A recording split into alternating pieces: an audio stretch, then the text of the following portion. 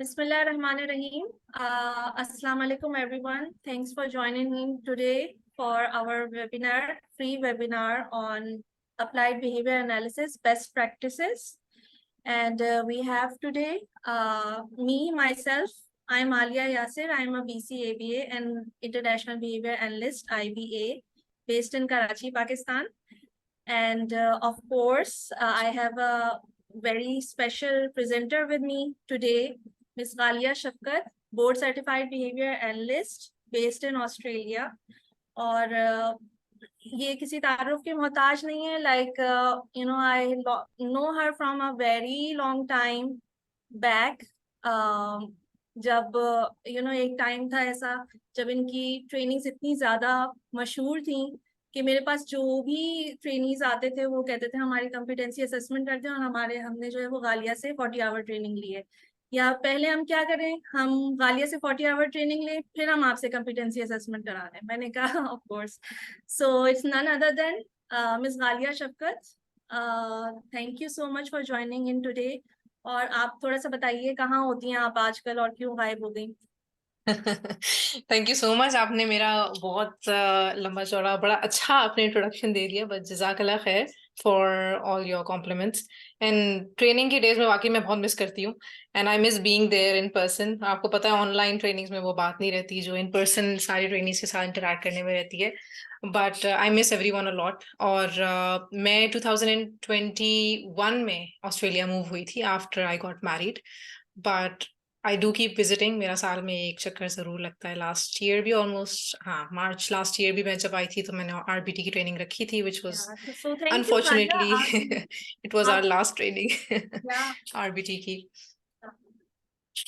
we really miss you in Pakistan basically. और बल्कि आज की पार्टिसिपेशन से मुझे अंदाजा हुआ कि कितना लोग आपको याद करते हैं और कितना मिस करते हैं. Thank you for doing this for us. No, it's a pleasure. I'm so glad to And be able to also, connect with we have a everyone. very special, yes, and also we have a pleasure of joining in as a guest, very renowned personality, board certified behavior analyst based in Karachi, Pakistan. She's a special surprise guest, Miss Alia Batul Hedri. Miss Alia, thank you so much. Most welcome Arya. It's an honour के platform जो है वो आप लोग के साथ जो है वो मैंने ज्वाइन किया और so nice of you. Thank you. Thank you so much. So it's basically Ghalia, Alia, and Alia today. Alia squared. Okay, and so Ghalia. let's start. Leah squared. Leah thrice. Okay so Ghalia, हम start करते हैं आपसे. हमने एक छोटा सा एक workout किया था प्लान. So let's start. मैं आपसे कुछ थोड़े से क्वेश्चंस वगैरह पूछूंगी and then you can elaborate on today's topic basically. So today's topic, as all you know, applied behavior analysis best practices. हमारे जहन में थोड़ा सा माइंड में था कि इस तरह की प्रैक्टिसेस के बारे में बात करें जो कि एक ट्रेडिशनल अप्रोच से हट के थोड़ा सा लाइक मॉडरेट अप्रोच की तरफ जो हम मूव ऑन कर रहे हैं. स्पेशली गालिया इस बारे में डिस्कस कर रही थी कि how people have been mistreated in the past. Not in a sense कि लाइक जो ऑटिस्टिक एडल्ट्स वगैरह वो बड़े होके बताते हैं कि हमारे साथ कुछ ऐसी मिसट्रीटमेंट्स वगैरह हुई हैं, हमारे कंसेंट नहीं ली गई, दैट सॉर्ट ऑफ थिंग. और अब हमारी अप्लाइड बिहेवियर एनालिसिस कितना मूव कर गई है टुवर्ड्स फ्यूचरिस्टिक अप्रोच. तो इस पे गालिया थोड़ा सा एलैबोरेट करेंगी. So Ghalia, let's start with the first question. What is applied behaviour analysis basically, if you can brief everyone, because कुछ हमारे साथ पेरेंट्स भी हैं जिनको इसके बारे में नहीं नॉलेज नहीं. Sure, Alia. Applied behavior analysis जैसे कि टर्म डिस्क्राइब करती है, it's a science. Like any science, it's like a branch of psychology जो कि जिसके अंदर हम किसी भी इंडिविजुअल के बिहेवियर को ऑब्जर्व करते हैं, उसको एनालाइज करते हैं, यानी कि देखते हैं कि उस बिहेवियर की रूट कॉज क्या है, चाहे वो कोई एक पॉजिटिव बिहेवियर हो या नेगेटिव बिहेवियर हो. कोई भी बिहेवियर्स की रूट कॉज देखते हैं और उस बिहेवियर को या तो हम इम्प्रूव करने की कोशिश करते हैं या हम उस बिहेवियर को रिड्यूस करने की कोशिश करते हैं। ये this is in a nutshell कि एक बिहेवियर को आपने एनालाइज किया, उसके पीछे का फंक्शन देखा, और अगर वो बिहेवियर सोशली एक्सेप्टेबल है तो उसको हमने इंक्रीज करने की कोशिश की, और अगर वो सोशली एक्सेप्टेबल नहीं है या हार्मफुल है उस बंदे के लिए, उस इंडिविजुअल के लिए, तो उस केस में फिर हम उस बिहेवियर को रिड्यूस करने की तरफ देखते हैं। उसमें डिफरेंट तरह की स्ट्रैटेजीज हम यूज करते हैं, जो कि रीइंफोर्समेंट बेस्ड स्ट्रैटेजीज होती हैं और पनिशमेंट बेस्ड स्ट्रैटेजीज भी कभी कभार यूज की जाती हैं, but it's basically it's a science that aims towards changing behaviour. हमारी रिहैबिलिटेशन साइंसेस का ये या हेल्थ सर्विसेज का ये साइंस एक पार्ट है, बहुत इंटीग्रल पार्ट है। उसके अंदर ये है कि कोई भी जो ऐसी पॉपुलेशन है जो डिसेबिलिटी के साथ आ रही है, it's one of the services that they can opt for. जैसे कि हम फोकस करते हैं बच्चे के बिहेवियर पे, साथ में हमारे कुछ स्पीच थेरेपिस्ट होते हैं जो कि बच्चों की लैंग्वेज और स्पीच डेवलपमेंट पे काम कर रहे होंगे, ऑक्यूपेशनल थेरेपिस्ट होंगे जो कि उनकी सेंसरी इंटीग्रेशन या fine motor skills, gross motor skills, जितनी भी मस्कुलर मूवमेंट है, very similar but still little different to what a physiotherapist does. तो टुगेदर एज अ टीम हम काम कर रहे होते हैं रिहेबिलिटेशन साइंसेज में और डिसेबिलिटी की जितनी भी सर्विसेज है उनके अंदर। लेकिन अप्लाइड बिहेवियर एनालिसिस का स्कोप सिर्फ डिसेबिलिटीज के साथ नहीं है। अप्लाइड बिहेवियर एनालिसिस का स्कोप बहुत ज़्यादा वाइड है।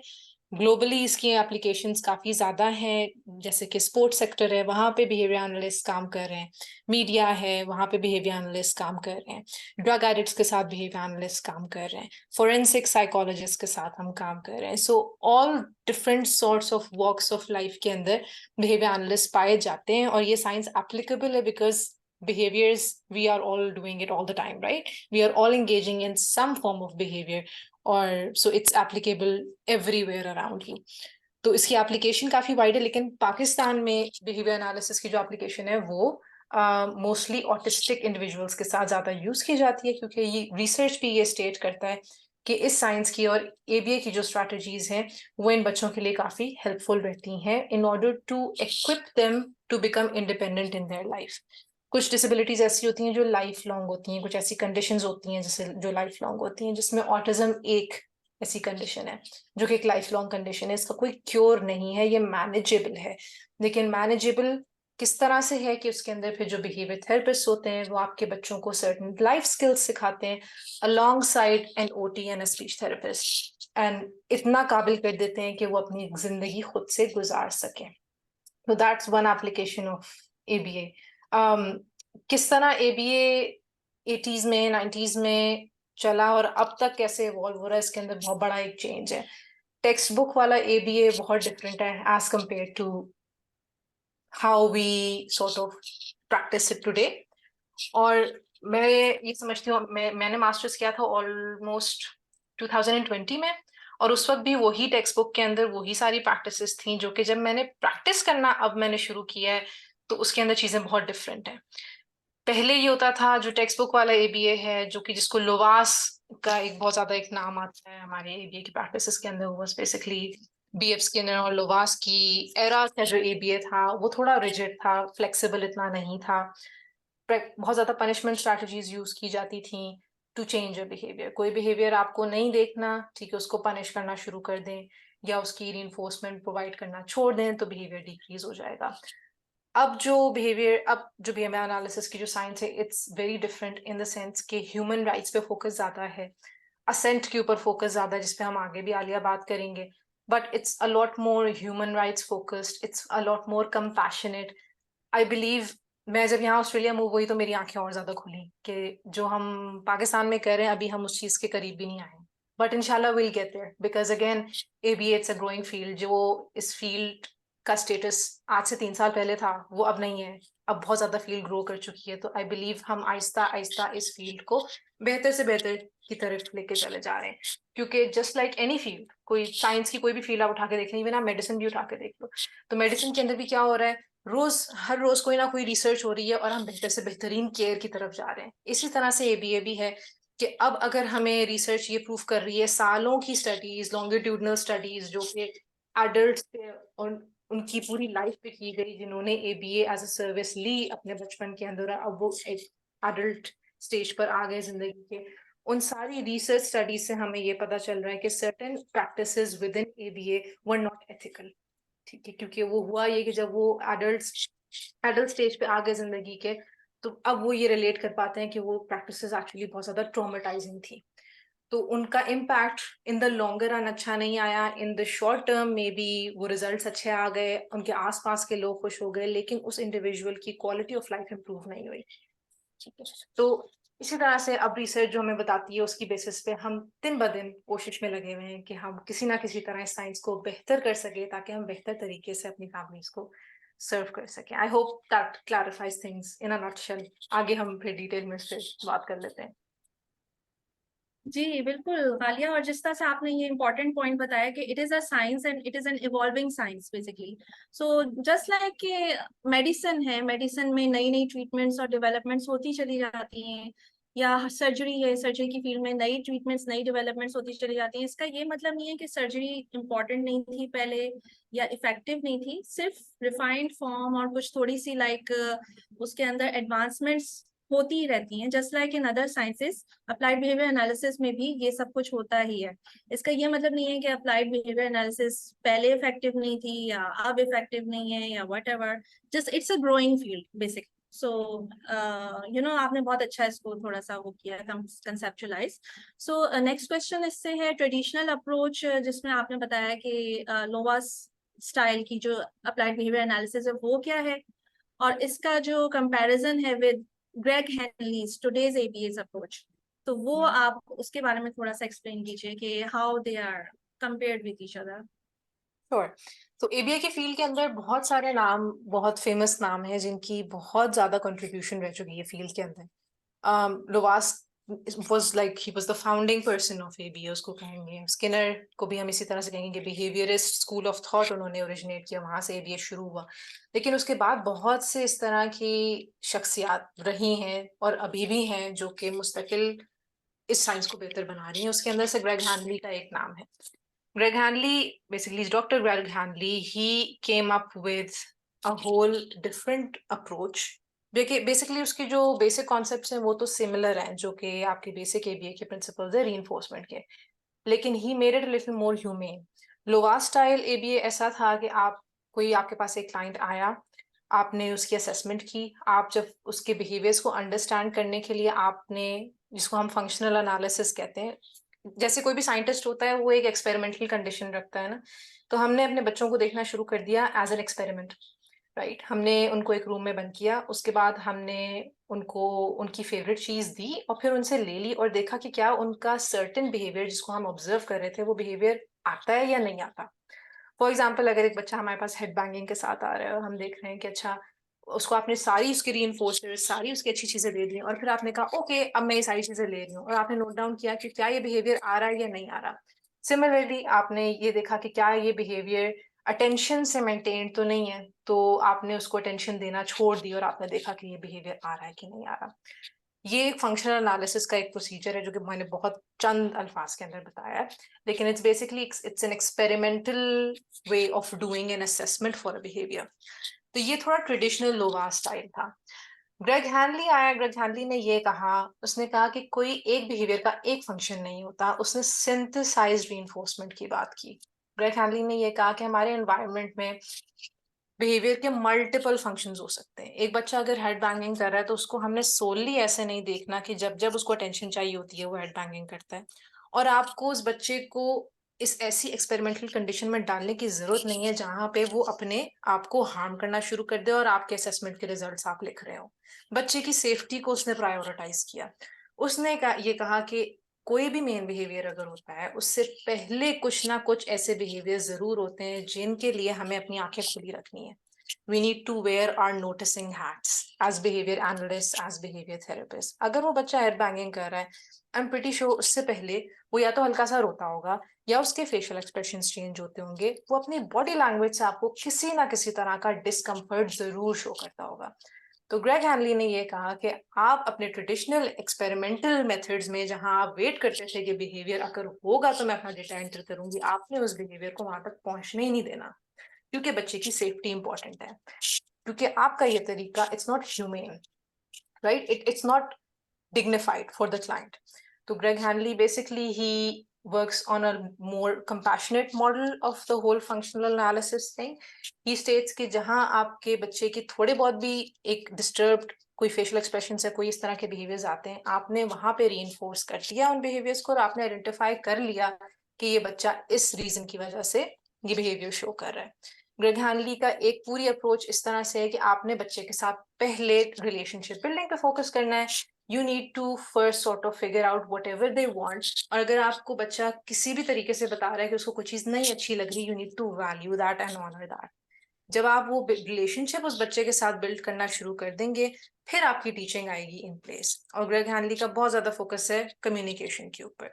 तो एक माई वे जिसको हम कहते हैं कि अच्छा you need to teach the client that they can say my way, या वो एक कार्ड जिसके ऊपर my way लिखा होगा उसको वो टैप कर सकते हैं, टच कर सकते हैं in order to communicate to you कि उनको ब्रेक चाहिए या जो आप उनको करा रहे हो वो उस बच्चे को अच्छा नहीं लग रहा. तो अगेन असेंट की बहुत ज्यादा इसके अंदर एक इन्वॉल्वमेंट है कि बच्चा जो चाह रहा है पहले उसको देखो, instead of bombarding them with questions and with instructions जो कि टिपिकल लोवा स्टाइल इंस्ट्रक्शन है कि एक के बाद इंस्ट्रक्शन हम एक दिए चले जा रहे हैं. डिस्क्रीट ट्रायल के अंदर जैसे हम देते हैं रिपीटेड इंस्ट्रक्शन से बच्चे सीखते हैं, वो वाला एक बबल हमारा ABA का अब बर्स्ट हो चुका है, अब वो हम नहीं यूज करते.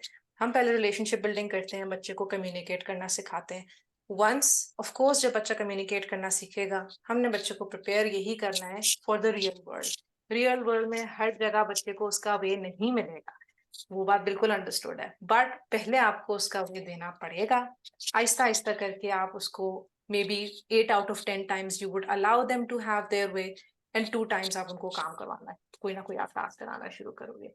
So basically all in all it's a huge topic, but Greg Hanley का फोकस यही है कि compassionate humane treatment for your clients. उनको हमें उस लेवल तक पहुंचने ही नहीं देना कि वो अपने आप को इंजर करें या आसपास के लोगों को इंजर करें.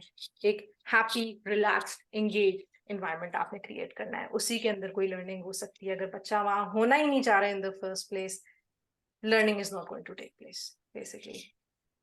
एग्जैक्टली.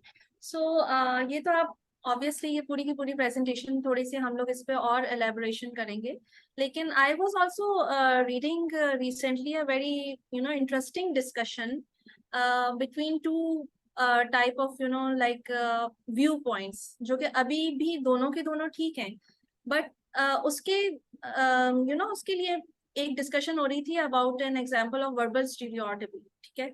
सो मैं ये देख रही थी कि पहले तो किसी ने क्वेश्चन किया कि वर्बल स्टीरियोटाइपी के लिए क्या किया जाए. ठीक है. और फिर उसके काउंटर क्वेश्चन आया कि why do you want to target verbal stereotypy. ये मैं ग्रेग हैनली वगैरह के वर्क से हट के थोड़ी सी बात कर रही हूँ.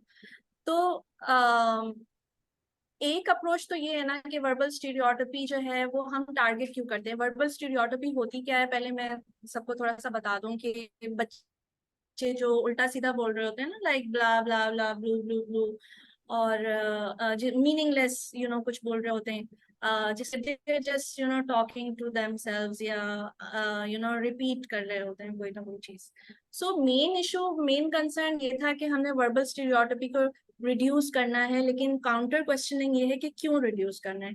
एक अप्रोच तो ये है कि इस रिड्यूस करना है कि you want the child to fit in with your environment, right. कि अगर आप वर्बल स्टीरियोटाइपी कर रहे हैं तो आप सोशली एक्सेप्टेबल नहीं है, आप दूसरे बच्चों के साथ कम्युनिकेट नहीं कर सकते, आप डिस्ट्रप्टिव हैं एनवायरनमेंट के लिए. दूसरी अप्रोच ये है कि why won't we just accept that child with that kind of behavior, क्यों. because एक verbal stereotypy एक ऐसा behavior नहीं है जो कि कोई इंजरी कॉज कर रहा हो. सेल्फ इंजूरियस बिहेवियर नहीं है, ना वो आपको नुकसान पहुंचा रहा है बच्चा, ना वो अपने आप को नुकसान पहुंचा रहा है. तो इस बिहेवियर को टारगेट ही क्यों किया जाए. That is another kind of approach, more compassionate and more concerning approach. कि अगर एक बिहेवियर बच्चे के अंदर आपने देखा है जो कि problematic like in a sense इस तरह नहीं है कि वो किसी को नुकसान नहीं पहुंचा रहा, तो उसको टारगेट क्यों ना किया जाए, बल्कि इंस्टेड उसको एज इट इज एक्सेप्ट किया जाए. So we are moving towards a more acceptable approach, more accepting society. और हमारी जो एनवायरनमेंट है उसके अंदर ये बात क्रिएट करने की, नॉलेज क्रिएट करने की बहुत ज़रूरत है कि बच्चों को एज इट इज क्यों ना एक्सेप्ट किया जाए। अगर वर्बल स्टीरियोटाइपी बच्चे को सुकून दे रही है और it's some kind of a sensory behaviour, you know, कुछ भी हम सेंसरी बिहेवियर कर सकते हैं। फॉर एग्जांपल बच्चा यूं यूं कर रहा है, so what's wrong with that, उसके हिसाब से वो थोड़ा सा काम डाउन हो रहा है, इसका रीजन ये हो सकता है। सो यू नो, बहुत सारी चीजें जो हैं वो अब अप्लाइड बिहेवियर एनालिसिस में चेंज हो रही हैं, और we need to make sure कि हम किस वक्त किस चीज को अप्रोच कर रहे हैं और किस एंगल से देख रहे हैं और किस बिहेवियर को रिड्यूस करने की तरफ लेके आ रहे हैं। सो गालिया, अभी आपने जो डिस्कस किया था अबाउट एसेंट, बेसिकली एसेंट, सो इसके बारे में आप थोड़ा सा एलैबोरेट कीजिएगा कि मैं पहले एक पॉइंट मेंशन करूंगी। आपने बहुत अच्छी एग्जांपल दी वर्बल स्टीरियोटाइपी की, एंड उस पे ओवरऑल जो एक इससे एक की टेक अवे है ना, वो मैं समझती हूँ हमेशा ये होता है, it helps me sort of when I am making plans as well. कोई भी जब हम गोल रखते हैं ना एबीए के अंदर, तो बहुत ज्यादा जरूरी है, या कोई भी थेरेपी हो, कि उसका फायदा किसको हो रहा है, क्या उसका बेनिफिट आसपास के लोगों को हो रहा है या उस बच्चे को हो रहा है। That's very important for us to ask जब भी हम अपना कोई भी गोल प्लान कर रहे हो कि इस बिहेवियर को रिड्यूस करना है। इससे पेरेंट्स की लाइफ मुश्किल आसान हो रही है, बेसिकली आसपास के लोगों की एम्बैरेसमेंट कम हो रही है, या उस बच्चे के लिए एक तरह से चीज कम हो रही है। कभी कभार ऐसा होता है कि वोकल स्टीरियोटाइपी की वजह से मे बी आसपास के लोग अच्छा एम्बैरस होना शुरू हो जाएं, लेकिन क्या हम सिर्फ उसको इसलिए टारगेट कर रहे हैं बिकॉज ऑफ द फैक्ट कि आसपास के लोगों को मसला हो रहा है, या अगेन उस बच्चे के लिए इस चीज का कोई बेनिफिट है कि नहीं।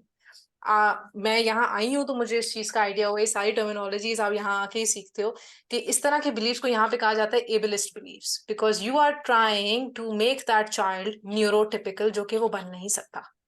तो अगेन वही आपकी वाली बात की एक्सेप्टेंस, अब ऑटिज्म अवेयरनेस मंथ नहीं चाहिए हमें, ऑटिज्म एक्सेप्टेंस मंथ चाहिए। और हमारी सोसाइटी के अंदर ये एक्सेप्टेंस बहुत जरूरी है, जो कि बहुत मुश्किल भी है। केयर गिवर्स के पार्ट पे इट्स वेरी डिफिकल्ट पेरेंट्स को इस डिनायल से निकालना कि मेरा बच्चा एक, जिसे I don't like using this word, but लोग ये कहते हैं कि नॉर्मल नहीं है। तो हम में से कोई भी नॉर्मल नहीं है हम सब न्यूरोलॉजिकली डिफरेंट हैं, राइट? हम सबके ब्रेन्स डिफरेंट तरीके से ऑपरेट करते हैं, बस ये है कि हमने ऑटिज्म के साथ एक लेबल एसोसिएट कर दिया। तो इस चीज को एक्सेप्ट करना कि ऑटिज्म का पार्ट है स्टीरियोटाइपी, अगर उस बच्चे को वो नुकसान नहीं पहुंचा रहा, आसपास के लोगों को उसका बिहेवियर नुकसान नहीं पहुंचा रहा, why do you need to change it? That should be a very good question. Coming to assent based practices के ऊपर अभी रिसेंटली भी मैंने अपनी टीम को पूरा एक बड़ा अच्छा वेबिनार दिया। पहले तो यहाँ आई तो समझ ही नहीं आता था ये असेंट असेंट सब क्या लगे रहते हैं, बट फिर समझ आया कि अच्छा असेंट और कंसेंट में भी फर्क है। तो अ lot of people confuse it with consent, but consent लिया जाता है एडल्ट से, असेंट लिया जाता है बच्चों से।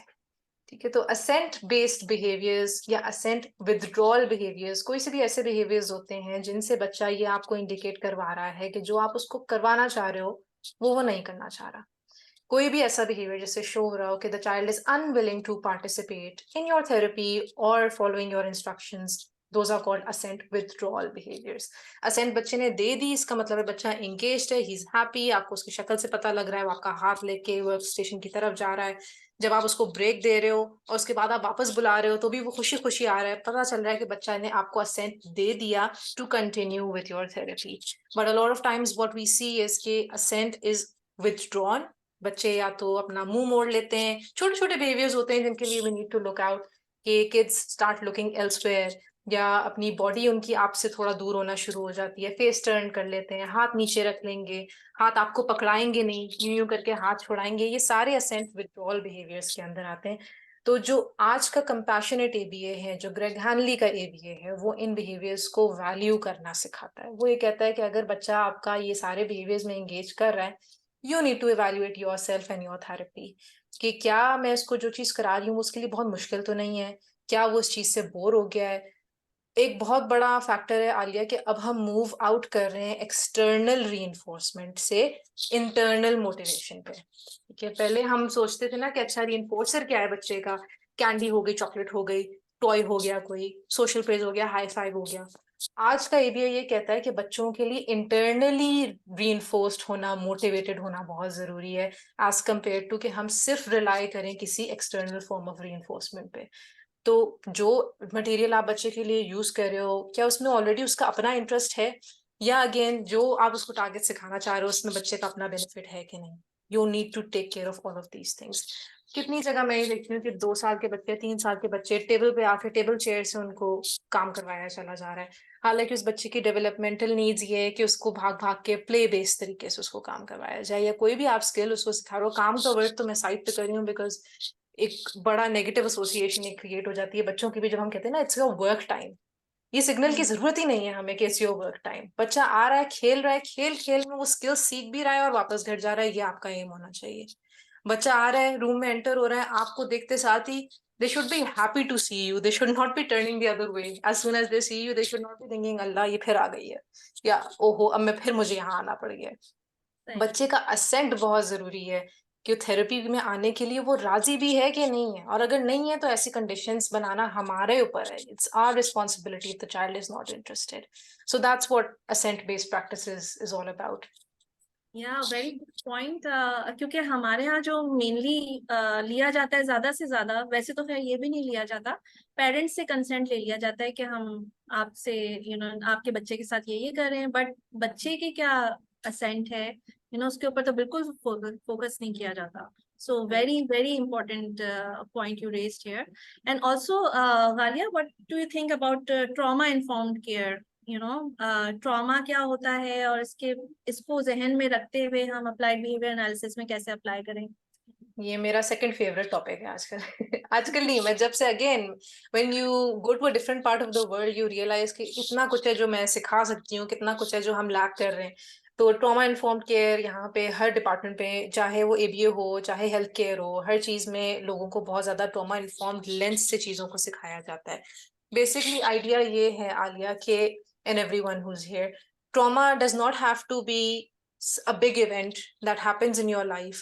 Trauma is what happens inside of you. ये मेरी definition नहीं है, ये गैबोर माटे, he is a very renowned psychologist, ये उनकी definition है कि trauma is what happens inside of you as a result of what happens to you, right? So it's trauma itself is not कि ये accident हुआ तो accident trauma था, नहीं। एक एक्सीडेंट का 2 डिफरेंट लोगों पे डिफरेंट तरह का इम्पैक्ट आ सकता है। कोई होगा उससे बहुत ज्यादा इम्पैक्ट होगा, कोई होगा वो डिफरेंट तरह से इम्पैक्ट होगा। तो इसमें हमारा जो न्यूरल, हमारे जो पूरे पाथवेज हैं, हमारा जेनेटिक मेकअप है, हमारी अपनी पर्सनालिटी है, लाइफ एक्सपीरियंसेस हैं। एक इवेंट को दो डिफरेंट तरह से लोग परसीव करेंगे, लेकिन उस किसी भी इवेंट के रिलेशन में हमारे दिमाग के अंदर, बॉडी के अंदर जो रिएक्शन आता है उसको हम ट्रॉमा कहते हैं। तो trauma can be as small as something कि आपको किसी ने कोई जोर से कोई बात कह दी, ऊंची आवाज में कह दी। वो हो सकता है मैं अगर आपको डांटूं तो आपका किसी और तरीके से उस चीज पर रिएक्शन आए, कोई और आए वो बहुत ज्यादा सहम जाए। तो हमारी हिस्ट्रीज और ये सारा कुछ डिटर्मिन करती हैं कि हम किस तरह से रिस्पॉन्ड करते हैं। ट्रॉमा इन्फॉर्म्ड केयर इन एबीए का मतलब ये है कि हमारे पास जितने भी बच्चे आ रहे हैं, जितने एडल्ट्स आ रहे हैं, टीनेजर्स आ रहे हैं, सिर्फ बच्चों के साथ नहीं, क्योंकि हमारे पास बहुत एक वाइड ऑडियंस है यहाँ पे। जो भी बच्चा हमारे पास सर्विसेज के लिए आ रहा है, या किसी भी बच्चे के साथ अगर आप इंटरेक्ट कर रहे हो अपनी फैमिली के अंदर, अपने इर्द गिर्द, you need to keep this in mind कि you need to keep your mind open for trauma. हम ये अज्यूम करते हैं एज क्लिनिशियंस कि हर बच्चा जो भी हमारे साथ हमारे पास काम करने आ रहा है, they have experience some form of trauma, because let's face it, all of us have experience some form of trauma in life, right? So we don't know. हम जब पेरेंट्स से कोई हिस्ट्री टेकिंग कर रहे होते हैं, उनकी पूरी डेवलपमेंटल हिस्ट्री बच्चों की सारा कुछ पूछ रहे होते हैं, तो बहुत सी चीजें उस एक फॉर्म तक लिमिटेड रह जाती हैं। हमें नहीं पता कि उस बच्चे की हिस्ट्री में, या let's assume before they were even born, what did the mother go through? We don't know about all of these things, और उन सारी चीजों का उस बच्चे के छोटे से ब्रेन पे क्या इम्पैक्ट आया है, we don't know anything about that. So it's safe to assume clinically as professionals, ये चीज assume करना बहुत जरूरी है कि हमारे क्लिनिक में जो भी बच्चा आ रहा है, they can carry some form of trauma, तो हमने उसको उसी तरह से डील करके चलना है। ट्रॉमा किसी का किसी भी चीज से इम्पैक्ट हो सकता है। For example it could be something like abuse. Abuse is again it's something बहुत एक वाइड एक कैटेगरी है। Any form of medical trauma can be there. कुछ बच्चे मैंने देखे हमारे सेंटर में, एक दो फैमिलीज इस तरह की हैं कि इन द पास्ट इस तरह के रह चुके हैं कि फॉर एग्जाम्पल अगर कोई थेरेपिस्ट है, ये मैं एक छोटी सी एक एग्जाम्पल दे रही हूँ। फॉर एग्जाम्पल बच्चा आपके साथ बैठा हुआ है और आप उसके सर के ऊपर कोई शेल्फ है, उस पर आप कोई चीज आप उठा रहे हो और बच्चा एकदम यूं सहम जाता है। तो might be that child is having some form of history of trauma. कोई भी फिजिकल अब्यूज घर पे हो सकता है। अगेन फिर वो हम अब्यूज को अब्यूज नहीं समझते, फिजिकल अब्यूज का अब्यूज नहीं समझते, वो एक लंबी डिस्कशन है. But the main idea is that you need to have compassion for these kids in your words, in your actions. आप हो सकता है अगर एक बच्चे को बाजू से खींच के थेरेपी रूम में लेके जा रहे हो तो उसका कौन सा ट्रॉमा रिएक्टिवेट हो जाए आपको नहीं पता. हमारी कोशिश एज क्लिनिकल प्रोफेशनल्स ये होनी चाहिए कि हमने किसी भी बच्चे को री-ट्रॉमेटाइज नहीं करना, और वो हमारे किसी भी छोटे से एक्शन से भी री-ट्रॉमेटाइज हो सकते हैं. चाहे वो आपकी आवाज है, चाहे वो आप इंस्ट्रक्शन डिलीवर कर रहे हो. फॉर एग्जांपल अगर बच्चा नीचे बैठ के अपने टॉयज से खेल रहा है, आप उसके पास आते हो, इतना छोटा सा बच्चा इतने बड़े से आप हैं, आप आके उसको एकदम चीखना शुरू कर देते हैं, you need to be sitting on your workplace, right.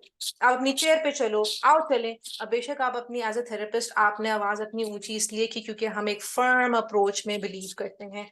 Gate rid of that voice, right. हो सकता है उस बच्चे के लिए वो आपकी फर्म अप्रोच इतनी ज्यादा ट्रिगरिंग हो कि as a response to that trigger वो बच्चा एकदम हिटिंग करना शुरू कर दे और वो चीखने मारना शुरू कर दे.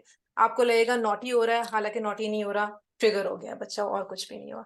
So that's the whole basic idea behind trauma-informed approach in ABA. You need to treat every individual as if they have gone through something in their life that has had an impact on them, and it's not a very healthy impact. Exactly. गालिया, और इसके अंदर एक बड़ा अच्छा point मेरे जहन में आया, वो ये कि जो पेरेंट्स हैं बच्चों के, they might be also facing some kind of trauma. जब वो आपके पास आते हैं तो वो बड़े ट्रॉमेटिक एक्सपीरियंसेस से हो सकता है कि गुजर के आए हों. So not even the child, parents के लिए भी आपकी जो एक अप्रोच होनी चाहिए कंपैशनेट. फॉर एग्जाम्पल, हो सकता है कि पहले उनका जो अप्लाइड बिहेवियर एनालिसिस के साथ किसी एबीए थेरेपिस्ट के साथ एक्सपीरियंस अच्छा नहीं रहा हो, और वो 3-4 जगह से धक्के खा के और उसके बाद फिर आपके पास आए हैं. देन हो सकता है कि आपके साथ बड़े स्केप्टिकल हों आपके वर्क के बारे में. या फिर ऐसा भी हो सकता है कि आप उनको बता देते हैं, बहुत ऐसा होता है, मेरे पास बहुत सारे ऐसे क्लाइंट्स आते हैं, उनके पेरेंट्स को मैं बता देती हूँ आप ये कर लें ये कर लें, लेकिन उन्होंने कुछ भी नहीं कराया वो होता थ्रू आउट द वीक, क्योंकि there is some form of lacking in, I don't know, like training, या फिर कोई वो ट्रॉमा फेस कर रहे होते हैं कि they are just fed up और वो नहीं कर पाते, बल्कि वो मारना शुरू कर देते हैं अपने बच्चे को. बहुत सारी चीजें. तो हमें पेरेंट को भी ये चीज माइंड में रखते हुए कि हो सकता है कि उनके घर में कोई इश्यूज हो, कोई प्रॉब्लम हो, और ऑब्वियसली आप अगर स्पेशल नीड्स के बच्चे के पेरेंट हैं तो आपने जरूर कोई ना कोई ट्रॉमा भी बर्दाश्त किया हुआ होता है. तो this also, trauma informed care goes for the parent as well, right? Am I right? बिल्कुल Aliya, you are completely correct, and I think just receiving a diagnosis for your child itself is a traumatic experience. I believe for most of our families. जब एक doctor के पास आप जाते हो आपकी उम्मीद ये होती है कि सब ए ओके की रिपोर्ट मिलेगी, कुछ भी नहीं होगा बच्चे को. हम ये तो बहुत आसानी से कहते हैं कि पेरेंट्स डिनाइल में है. पेरेंट्स डिनाइल में क्यों है, वो किस चीज से गुजरे, आई थिंक हम एज प्रोफेशनल्स तब तक अंडरस्टैंड नहीं कर सकते जब तक हम उनके शूज में नहीं है. तो एक ये रिसीव करना एक डायग्नोसिस कि आपके बच्चे को ऑटिज्म है, ये पूरी जिंदगी इसके साथ रहेगा, itself is a very traumatic experience for them, and I believe we can never understand. तो एक compassionate care का जो एक पूरा एक फॉर्मूला है, ये आपकी एबीए सिर्फ आपने बच्चों पे तो नहीं अप्लाई करनी ना. एक साइंस आपने सीखी है तो आपने हर किसी पे अप्लाई करनी है. तो इसीलिए हम जो एक फैमिलीज की टर्म यूज करते हैं, क्लाइंट की टर्म यूज करते हैं, क्लाइंट में उस बच्चे के साथ साथ उसकी फैमिली भी आ रही होती है, क्योंकि you are constantly working with the family to understand कि अच्छा हमने उन फैमिलीज को ओवरबर्डन भी नहीं करना, क्योंकि वो आपके पास भेज रहे हैं तो वो इसलिए भेज रहे हैं कि चलो कोई बच्चे में इम्प्रूवमेंट आएगी.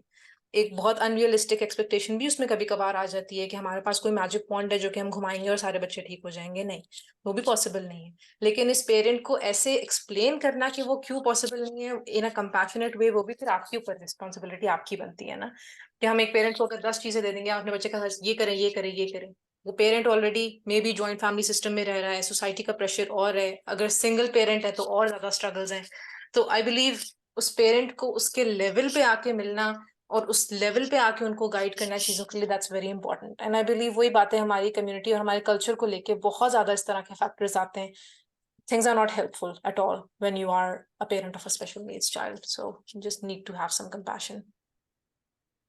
एग्जैक्टली सो पेरेंट्स से अब रिलेटेड एक थोड़ा सा आप हमें गाइड कीजिए कि एथिकल कंसर्न्स क्या हो सकती हैं आपकी थेरेपी प्रैक्टिस में, वार्निंग साइंस पेरेंट्स क्या देख सकते हैं, लाइक फॉर एग्जांपल अगर आप कहीं पे थेरेपिस्ट चूज करने के लिए जाते हैं तो what could be the warning signs, या आपकी जो therapy therapy obviously there are many therapist there, तो आप उनको भी बताइए कि what should be the ethical concerns related to your therapy sessions.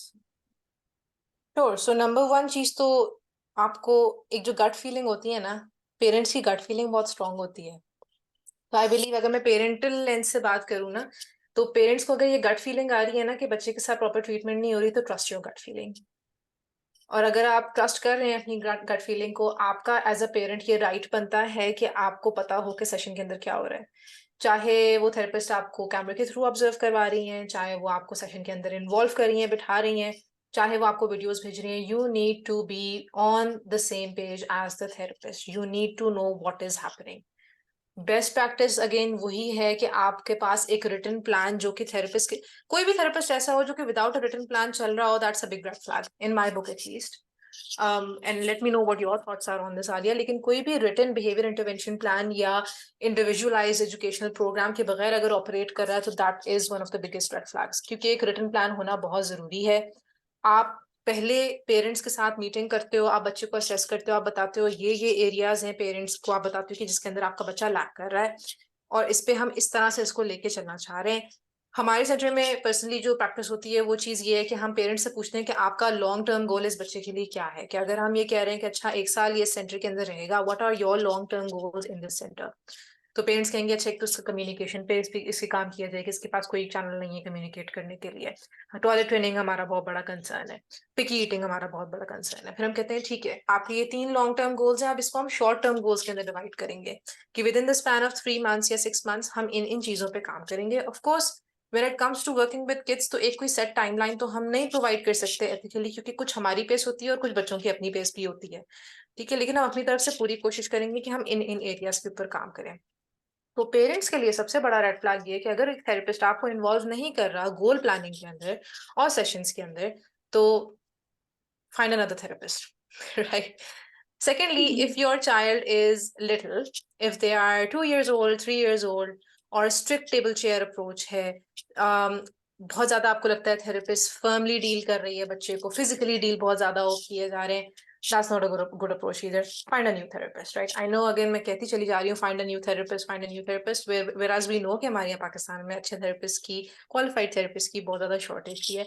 But it's best if you still do find another therapist, because it's better to not have your child traumatized by such experiences. तो अपनी gut feeling को बहुत ज्यादा आपने trust करना है। Goal plan एक return होना चाहिए। गोल्स कुछ महीनों के अंदर, मैं ये नहीं कह रही कि हर महीने चेंज होने चाहिए, नो दैट्स नॉट रियलिस्टिक, लेकिन एक रियलिस्टिक टाइमलाइन के ऊपर उन गोल्स में प्रोग्रेस आनी चाहिए। नहीं आ रही तो क्वेश्चन करने का आपको पूरा पूरा हक है एज अ पेरेंट।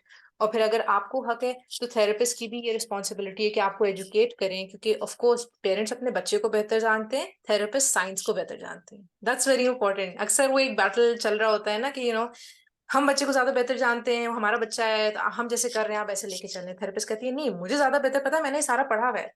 तो थेरेपिस्ट साइंस को बेहतर जानती है, आप अपने बच्चे को बेहतर जानते हैं। दोनों अगर मिलके काम करेंगे तो उसमें बेनिफिट किसका हो रहा है? बच्चे का ही हो रहा है। That's very important, right? तो अगर कोई बहुत फास्ट पेस पे चल रहा है गोल्स के साथ, वो चीज भी इंपॉर्टेंट नहीं है। मतलब वो चीज भी आपने देखनी है कि अच्छा वो कोई भी चीज सिखा रहे हो, आप बच्चे को एक स्किल सिखा रहे हो, उस स्किल को बच्चे को घर पे भी करना आना चाहिए, स्कूल में भी करना आना चाहिए, पार्क में जाता है वहां भी आना चाहिए, डिफरेंट सेटिंग्स के अंदर भी उस चीज को आना चाहिए। ये नहीं कि आपने एक स्किल सिखा दिया, अगले महीने आप दूसरे स्किल पे चले गए, पिछला स्किल बच्चा भूल गया। तो ये सारी चीजों का आपने एज थेरेपिस्ट आपने ख्याल रखना है, और एज पेरेंट्स आपने ख्याल रखना है कि आप कहीं पे भी इनरोल करवा रहे हैं। एक तो ट्रांसपेरेंसी बहुत जरूरी है, but then again you need to have some mutual trust, कि आपने थेरेपिस्ट के लिए इतना सफोकेटिंग एनवायरनमेंट भी नहीं कर देना कि आप उसको ट्रस्ट नहीं करे कि वो अपना काम करे।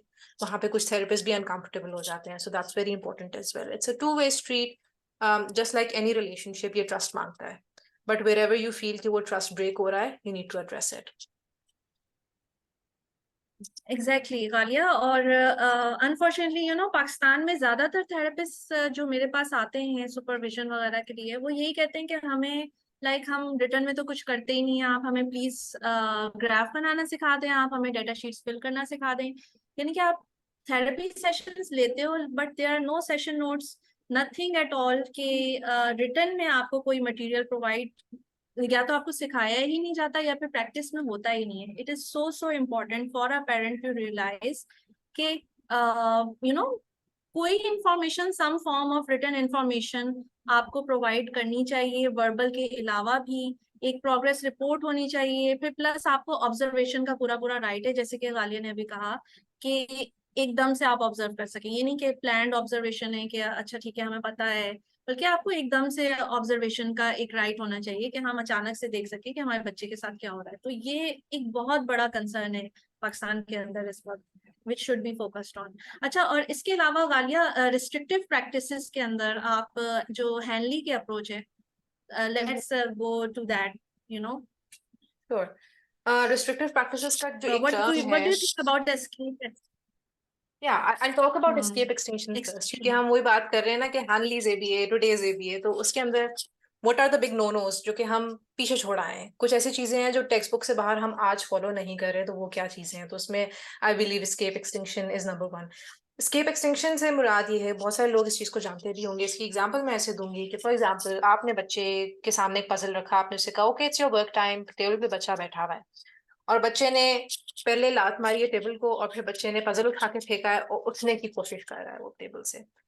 पहली बात तो ये कि this is a very strong indication of assent withdrawal, के बच्चे ने कह दिया है कि उसने ये काम नहीं करना और बच्चा वहां पे बैठना ही नहीं चाहता। तो आप ये कर रहे हो एज अ थेरेपिस्ट, हम I am guilty of doing it, I think all of us are guilty of doing it, कि हम बच्चे का रास्ता रोकते हैं और हम कहते हैं नहीं पहले एक पजल फिक्स होगा फिर तुम उठोगे। ये क्यों, अगर किसी से पूछा जाए कि क्यों आप ऐसा क्यों करवा रही हैं, बच्चे को आप उठने क्यों नहीं दे रही, तो हम कहते हैं कि नहीं अगर इसको उठने दिया तो ये बिहेवियर लर्न कर लेगा, राइट। आई यूज टू से this so many times, you know, I remember all of this and एक क्रिंज फैक्टर आता है कि but I believe all of अस, हम बहुत से लोग अभी भी इस तरह कर रहे हैं and that's okay as well. I mean it's not okay but be a little compassionate towards yourself कि आज आप सीख रहे हो कि अब आपने ऐसा नहीं करना, ठीक है। आज का एबीएस एस्केप एक्सटिंक्शन को नहीं मानता। वो ये कहते हैं कि आपने ये देखना है कि अच्छा अगर बच्चा वहां नहीं बैठना चाह रहा तो बच्चा क्यों नहीं बैठना चाह रहा, ठीक है। आपने उसके सामने एक ऐसी चीज प्रेजेंट की है तो वो काम उसके लिए मुश्किल है, उसका इंटरेस्ट नहीं है। भूख प्यास नींद कोई भी चीज हो सकती है जो कि उस बच्चे को वहां बैठने के लिए इजाजत नहीं दे रही। तो you need to look at the why, right. तो इस तरह से तो आपने बिल्कुल भी नहीं करना। रिस्ट्रिक्टिव प्रैक्टिसेस इसी के अंदर से एक चीज निकलती है, एज द टर्म सजेस्ट, कोई भी आपकी बॉडीली मूवमेंट को ब्लॉक करने वाली सिचुएशन या कोई भी ऐसी प्रैक्टिस जो आपकी बॉडी की मूवमेंट को एक तरह से ब्लॉक कर रही है, रिस्ट्रिक्ट कर रही है, is called a restrictive practice. इसकी बहुत सारी डिफरेंट टाइप्स हैं। फिजिकल रिस्ट्रिक्टिव जिसको हम फिजिकल रिस्ट्रेंट भी कहते हैं, जिसका बहुत ज्यादा एक जिसे कहते हैं एक्सट्रीम मेजर ये होता है कि हम अक्सर अपने जो हमारे टीन एजर्स एग्रेसिव हो जाते हैं तो उनको हम पिन डाउन कर देते हैं जमीन पे दोनों बाजुओं के साथ, 2-3 लोग मिलके उनको कंट्रोल कर रहे हैं। ये सारा रिस्ट्रिक्टिव प्रैक्टिसेस के अंदर आता है। एक ये एक्सट्रीम है and it can be something as little as कि बच्चा थेरेपी रूम में नहीं जाना चाह रहा और आप घसीट घसीट के बच्चे को लेके जा रहे चलो। क्या आपको लगता है कि वो बच्चा कभी भी इस थेरेपी सेशन में आने से खुश होगा? नहीं, कभी भी नहीं होगा। क्या आपको लगता है आपका उस बच्चे के साथ एक रिलेशनशिप अच्छा बनेगा? कभी भी नहीं बनेगा। I can never trust anyone who is trying to be physical with me. Can you? Not at all. जो ऐसी चीज आपको ऐसा लग रहा है कि वो मैं अपने साथ होता हुआ बर्दाश्त नहीं करूंगी, तो हम एक छोटे से बच्चे को कैसे कह सकते हैं कि वो चीज उसको अच्छी लग रही होगी? एक छोटी सी चीज के अंदर वो एक कल्चरल प्रैक्टिस भी है। आई बिलीव हमारे अंदर इतनी ये प्रैक्टिस कॉमन इसलिए because culturally it's deemed as acceptable. हमारे यहाँ कितने हमारी खानदान में बड़े इस तरह के होते हैं जो बच्चों को पकड़ पकड़ के प्यार कर रहे होते हैं, हालांकि बच्चों को अच्छा नहीं लग रहा होता और वो बच्चे बेचारे उनकी गोद में से निकलने की कोशिश कर रहे हैं, बट वो बड़ा जो है वो चाचा चाची जो भी हैं वो दादा दादी लगे हुए हैं कि नहीं किसी तरह से इसको प्यार करना है पकड़ के, हालांकि बच्चे को नहीं अच्छा लग रहा। क्या आपको लगता है कि बच्चे का एक अच्छा रिलेशनशिप होगा ऐसे बंदे के साथ? No. So any form of physical restraint है कि आप बच्चे की मूवमेंट को ब्लॉक कर रहे हैं, ठीक है। फॉर एग्जाम्पल अगर आप बच्चे की हिटिंग भी रोक रहे हैं ना, बच्चा आपको हिट करने आ रहा है, आपने उसका बाजू पकड़ लिया, अब वो बाजू आपने पकड़ तो लिया लेकिन अगेन इट कैन री ट्रॉमेटाइज द चाइल्ड। वो अलग बात है कि अगर उसको आपको लग गई तो ट्रॉमा आपको भी हो सकता है, लेकिन अगेन उसमें बात ये है कि आप कितनी फोर्स से आपने बच्चे के बाजू को पकड़ना है, उसमें आप बच्चे को भी डैमेज कर सकते हैं, आपको भी इंजरी हो सकती है। तो हैंनली की अप्रोच ये कहती है कि उस लेवल तक पहुंचने ही ना दो अपने सेशंस को, और अगर बच्चा ऐसी कंडीशन में, ऐसी स्टेट में है कि वो अपने आप को या दूसरों को नुकसान पहुंचा सकता है, तो don't continue with your learning, क्योंकि उस वक्त बच्चे की जो यहाँ पे जो ब्रेन का आगे वाला हिस्सा है ना, जो एग्जीक्यूटिव लर्निंग और फंक्शनिंग वाला है, वो शट डाउन हो चुका है। वो वैसे भी आप उस वक्त उसको कोई चीज सिखाओगे वो नहीं सीखेगा। हाँ, आपके ट्रायल्स पूरे करने के लिए और डेटा के केस के लिए शायद आप कोशिश कर रहे हो कि एक ना एक किसी तरह से फुल फिजिकल प्रॉम्प्ट से इसको कोई चीज करा दूं ताकि मेरा डेटा एंटर हो जाए, मेरे आज के ट्रायल्स पूरे हो जाए, लेकिन बच्चा उसमें कुछ लर्न नहीं करेगा। तो रिस्ट्रिक्टिव प्रैक्टिसेस इन सब चीजों के अंदर आती हैं। मैकेनिकल रिस्ट्रेंट में आ जाता है, अक्सर हम बच्चों के लिए हेलमेट्स यूज करते हैं to restrict their head movement, ताकि हेड बैंगिंग ना कर सके। तो ये सारी चीजें इसके अंदर आती हैं। मेडिकल रिस्ट्रेंट भी आता है, जिसमें अक्सर डॉक्टर्स को मैंने देखा है ऑटिज्म के लिए मेडिसिन प्रिस्क्राइब करते हैं, which I still don't understand why, but I guess a lot of times aggression को मिनिमलाइज करने के लिए आपको certain behaviors देंगे जो कि sedatives होते हैं, और बच्चों के behaviors तो वो क्या ही मैनेज करते हैं, वो sedating इफेक्ट जरूर आ जाता है। तो ये सारे फॉर्म्स ऑफ रिस्ट्रेंट है, लेकिन फिजिकल रिस्ट्रेंट के बारे में मैं सबसे ज्यादा इसीलिए बात करना चाह रही थी क्योंकि वो बहुत कॉमन है। तो अगर आपने बच्चे को अननेसेसरली आपने कोशिश करना है कि you don't have to touch them in your session, ठीक है, तो बच्चे को घसीट के लेके जाना सेशन में तो बहुत दूर की बात है। अगर आपके ऊपर ये चेक होगा ना कि मैंने अननेसेसरीली इस बच्चे को हाथ नहीं लगाना, ये माइंडसेट आप रखोगे तो आप लीस्ट रिस्ट्रिक्टिव एनवायरनमेंट बच्चे को दे सकते हो। वेरी वेरी इंपॉर्टेंट पॉइंट, क्योंकि मैंने दुबई वगैरह में देखा है गालिया कि they can not touch a child, you know, वहां पे तो ठीक ठाक फाइन हो जाता है कि आप बच्चे को टच नहीं कर सकते, मोस्ट Right. डेफिनेटली। और इसके साथ साथ एक और एग्जांपल मेरे माइंड में आ रही थी about planned ignoring being a therapist, you know, therapeutic practice, कि यू नो लाइक बच्चा आपको पता है अटेंशन के लिए रो रहा है, राइट, और आपने बस कहना नहीं है अटेंशन के लिए रो रहा है तो मैं इसको अटेंशन ही ना दूं और बस इग्नोर करूं, यू नो, इग्नोर करूं इग्नोर करूं। आप ये कंसर्न आप जहन में नहीं है कि he is a little human being as well, you know, at that time उसको थोड़ी सी आपकी कंपैशनेट, थोड़े से एक अटेंशन की जरूरत है, इसलिए वो रो रहा है, रो रो के पागल हो रहा है, लाइक एग्रेसिव हो रहा है, बट नहीं, आपने अटेंशन नहीं देनी। आपका सिर्फ ध्यान है ए बी सी और कंटिजेंसीज के ऊपर और रीइंफोर्समेंट कहाँ पे है। तो यू नो अब जो अप्रोच हो गई है अप्लाइड बिहेवियर एनालिसिस की, इससे बिल्कुल हटके हो गई है कि अगर बच्चा रो रहा है आप उसको अटेंशन दें, बेशक उस लेवल की अटेंशन नहीं दें कि जिस लेवल की आप यू नो अच्छे काम के ऊपर देंगे, लाइक थोड़ी बहुत अटेंशन तो वो डिजर्व करता है। So you can use differential reinforcement procedure, right. Differential reinforcement क्या होती है कि एक बिहेवियर जो कि डिजायर्ड बिहेवियर है उसको आपने ज्यादा रीइंफोर्समेंट दी या ज्यादा अटेंशन प्रोवाइड की, और एक जो अनडिजायर्ड बिहेवियर है उसको थोड़ी सी कम अटेंशन भी प्रोवाइड कर दें, तो फिर भी डिफरेंशियल रीइंफोर्समेंट की बेसिस पे वो बिहेवियर रिड्यूस और एक बिहेवियर इंक्रीज हो जाएगा। Behaviour always goes where reinforcement flows the most basically, ठीक है ना। सो ये भी एक थोड़ा सा मुझे थोड़ा सा कंसर्न लगता है कि यू नो ऐसा बहुत होता है हमारी ट्रेडिशनल अप्रोच में, और जो नया एबीए हेनली की अप्रोच है वो it is very different, you know, attention I based. agree. या बिल्कुल आलिया, मैं आज ही या बात कर रही थी इस बारे में, and there's a phrase that I really like and I always tell my therapists as well कि when you look at attention seeking behaviors, try to replace the word attention with connection, right? So the child is trying to seek your attention, क्योंकि attention seeking हम बड़ा एक negative एक term हम समझते हैं कि है, हालांकि वो है नहीं, ठीक है। चाहे वो कोई भी self injurious behaviour even adults में भी हो ना, हम कहते हैं ओहो अटेंशन के लिए कर रही है, तो देखो तो अगर अटेंशन के लिए कर रही है तो क्यों कर रही है, ऐसे उसकी नीड अटेंशन की नहीं पूरी हो रही तभी कर रही है ना, right. So replace it with connection seeking, so that the child is trying to seek a connection with you।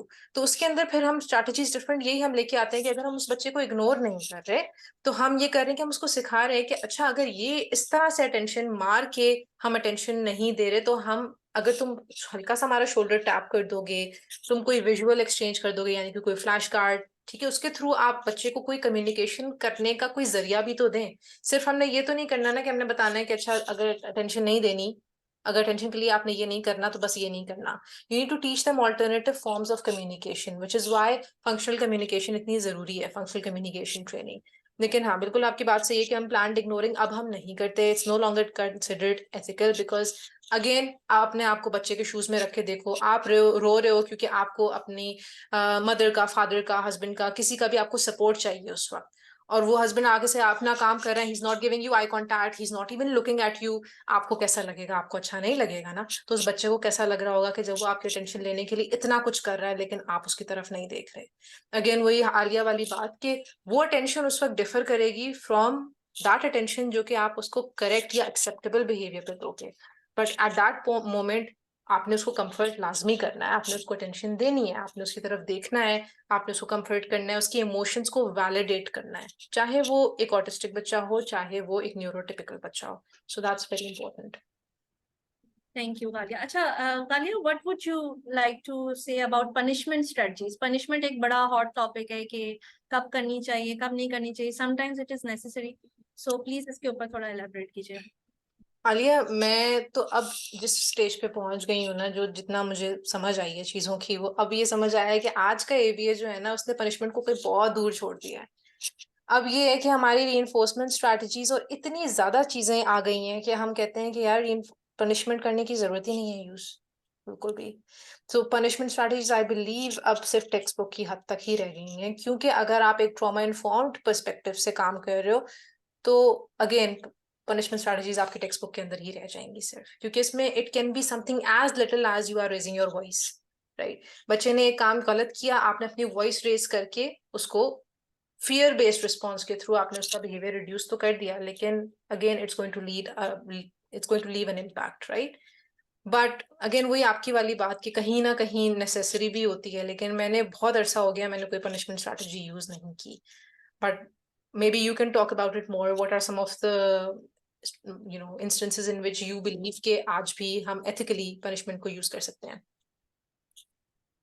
No, I personally think कि self management हो अगर like self management strategy, यानी कि what I would say, मैं अपने लिए तो punishment की strategy use कर सकती हूँ अगर मुझे अपना behavior reduce करना है, but I would never use it on anyone else.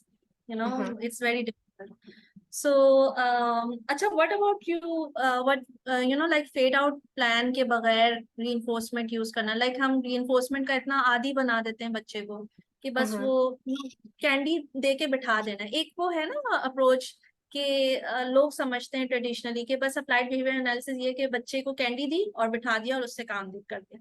So reinforcement और इसका फेड आउट प्लान, ये आप जरा सा एलैबोरेट करिएगा। हाँ, मेरे ख्याल में सबसे ज्यादा इशू वहां आता है जहाँ पेरेंट्स का अक्सर ये कंसर्न होता है कि एबीए के अंदर बच्चे को रीइंफोर्समेंट पे डिपेंडेंट कर देते हैं, जो कि उनका कंसर्न गलत नहीं है। आई बिलीव बहुत सी जगह अगर आप प्रॉपर एबीए नहीं प्रैक्टिस कर रहे तो you are making the child dependent on that reinforcement and because you are not having a fade out plan. तो कोई भी रीइंफोर्समेंट होगा, अगर कोई एथिकली एबीए को प्रैक्टिस कर रहा होगा, उसके पास एक फेड आउट प्लान होना लाजमी है, उसके पास रीइंफोर्समेंट का एक स्केड्यूल होना लाजमी है जिसके ऊपर वो रीइंफोर्समेंट प्रोवाइड कर रहा होगा। बिल्कुल अंधों की तरह आपने रीइंफोर्समेंट नहीं प्रोवाइड करनी, क्योंकि of course your child is going to go into this world जहाँ पे हर वक्त उसको रीइंफोर्समेंट अवेलेबल नहीं होगी, but they would still have to comply to certain things in the environment of course.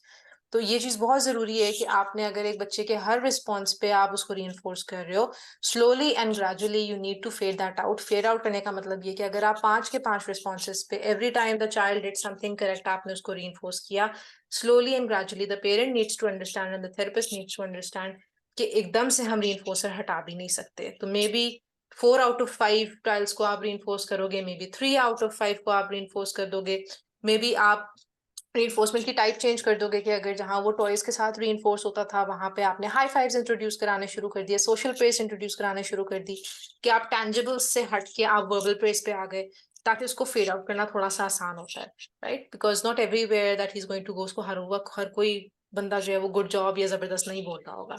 तो it's very important to have a fade out plan. अगर आपको पेरेंट को ये लगता है, आई थिंक कभी कभार पेरेंट्स का भी ये होता है पर्सपेक्टिव कि उनको क्योंकि समझ नहीं आ रही होती तो उनको ये लगता है कि थेरेपिस्ट हर जगह उसको एबीए में रीइंफोर्सर ही मिलता रहता है। लेकिन ये चीज भी जरूरी है कि बच्चे को मोटिवेट करने के लिए we do tend to use reinforcement, चाहे वो इंटरनल रीइंफोर्समेंट हो या एक्सटर्नल रीइंफोर्समेंट हो, लेकिन रीइंफोर्समेंट हम सबके लिए जरूरी है। हम आज यहाँ पे ये क्यों अटेंड कर रहे हैं ये webinar, right? All of us are attending because हमें नॉलेज मिल रही है, तो that is your reinforcement, isn't it? तो हम सबको रीइंफोर्समेंट फंक्शन करने के लिए जरूरी है to some extent, but of course fade out plan भी बहुत जरूरी है। एग्जैक्टली और fade out to naturally occurring reinforcement, right, hmm कि जो डे टू डे आपका बच्चा ले सके, लाइक बच्चे को प्रेज चाहिए होती है, शाबाश, good job and that's it, इसके या अलावा उसको एक्सटर्नल रीइंफोर्समेंट की जरूरत ना पड़े।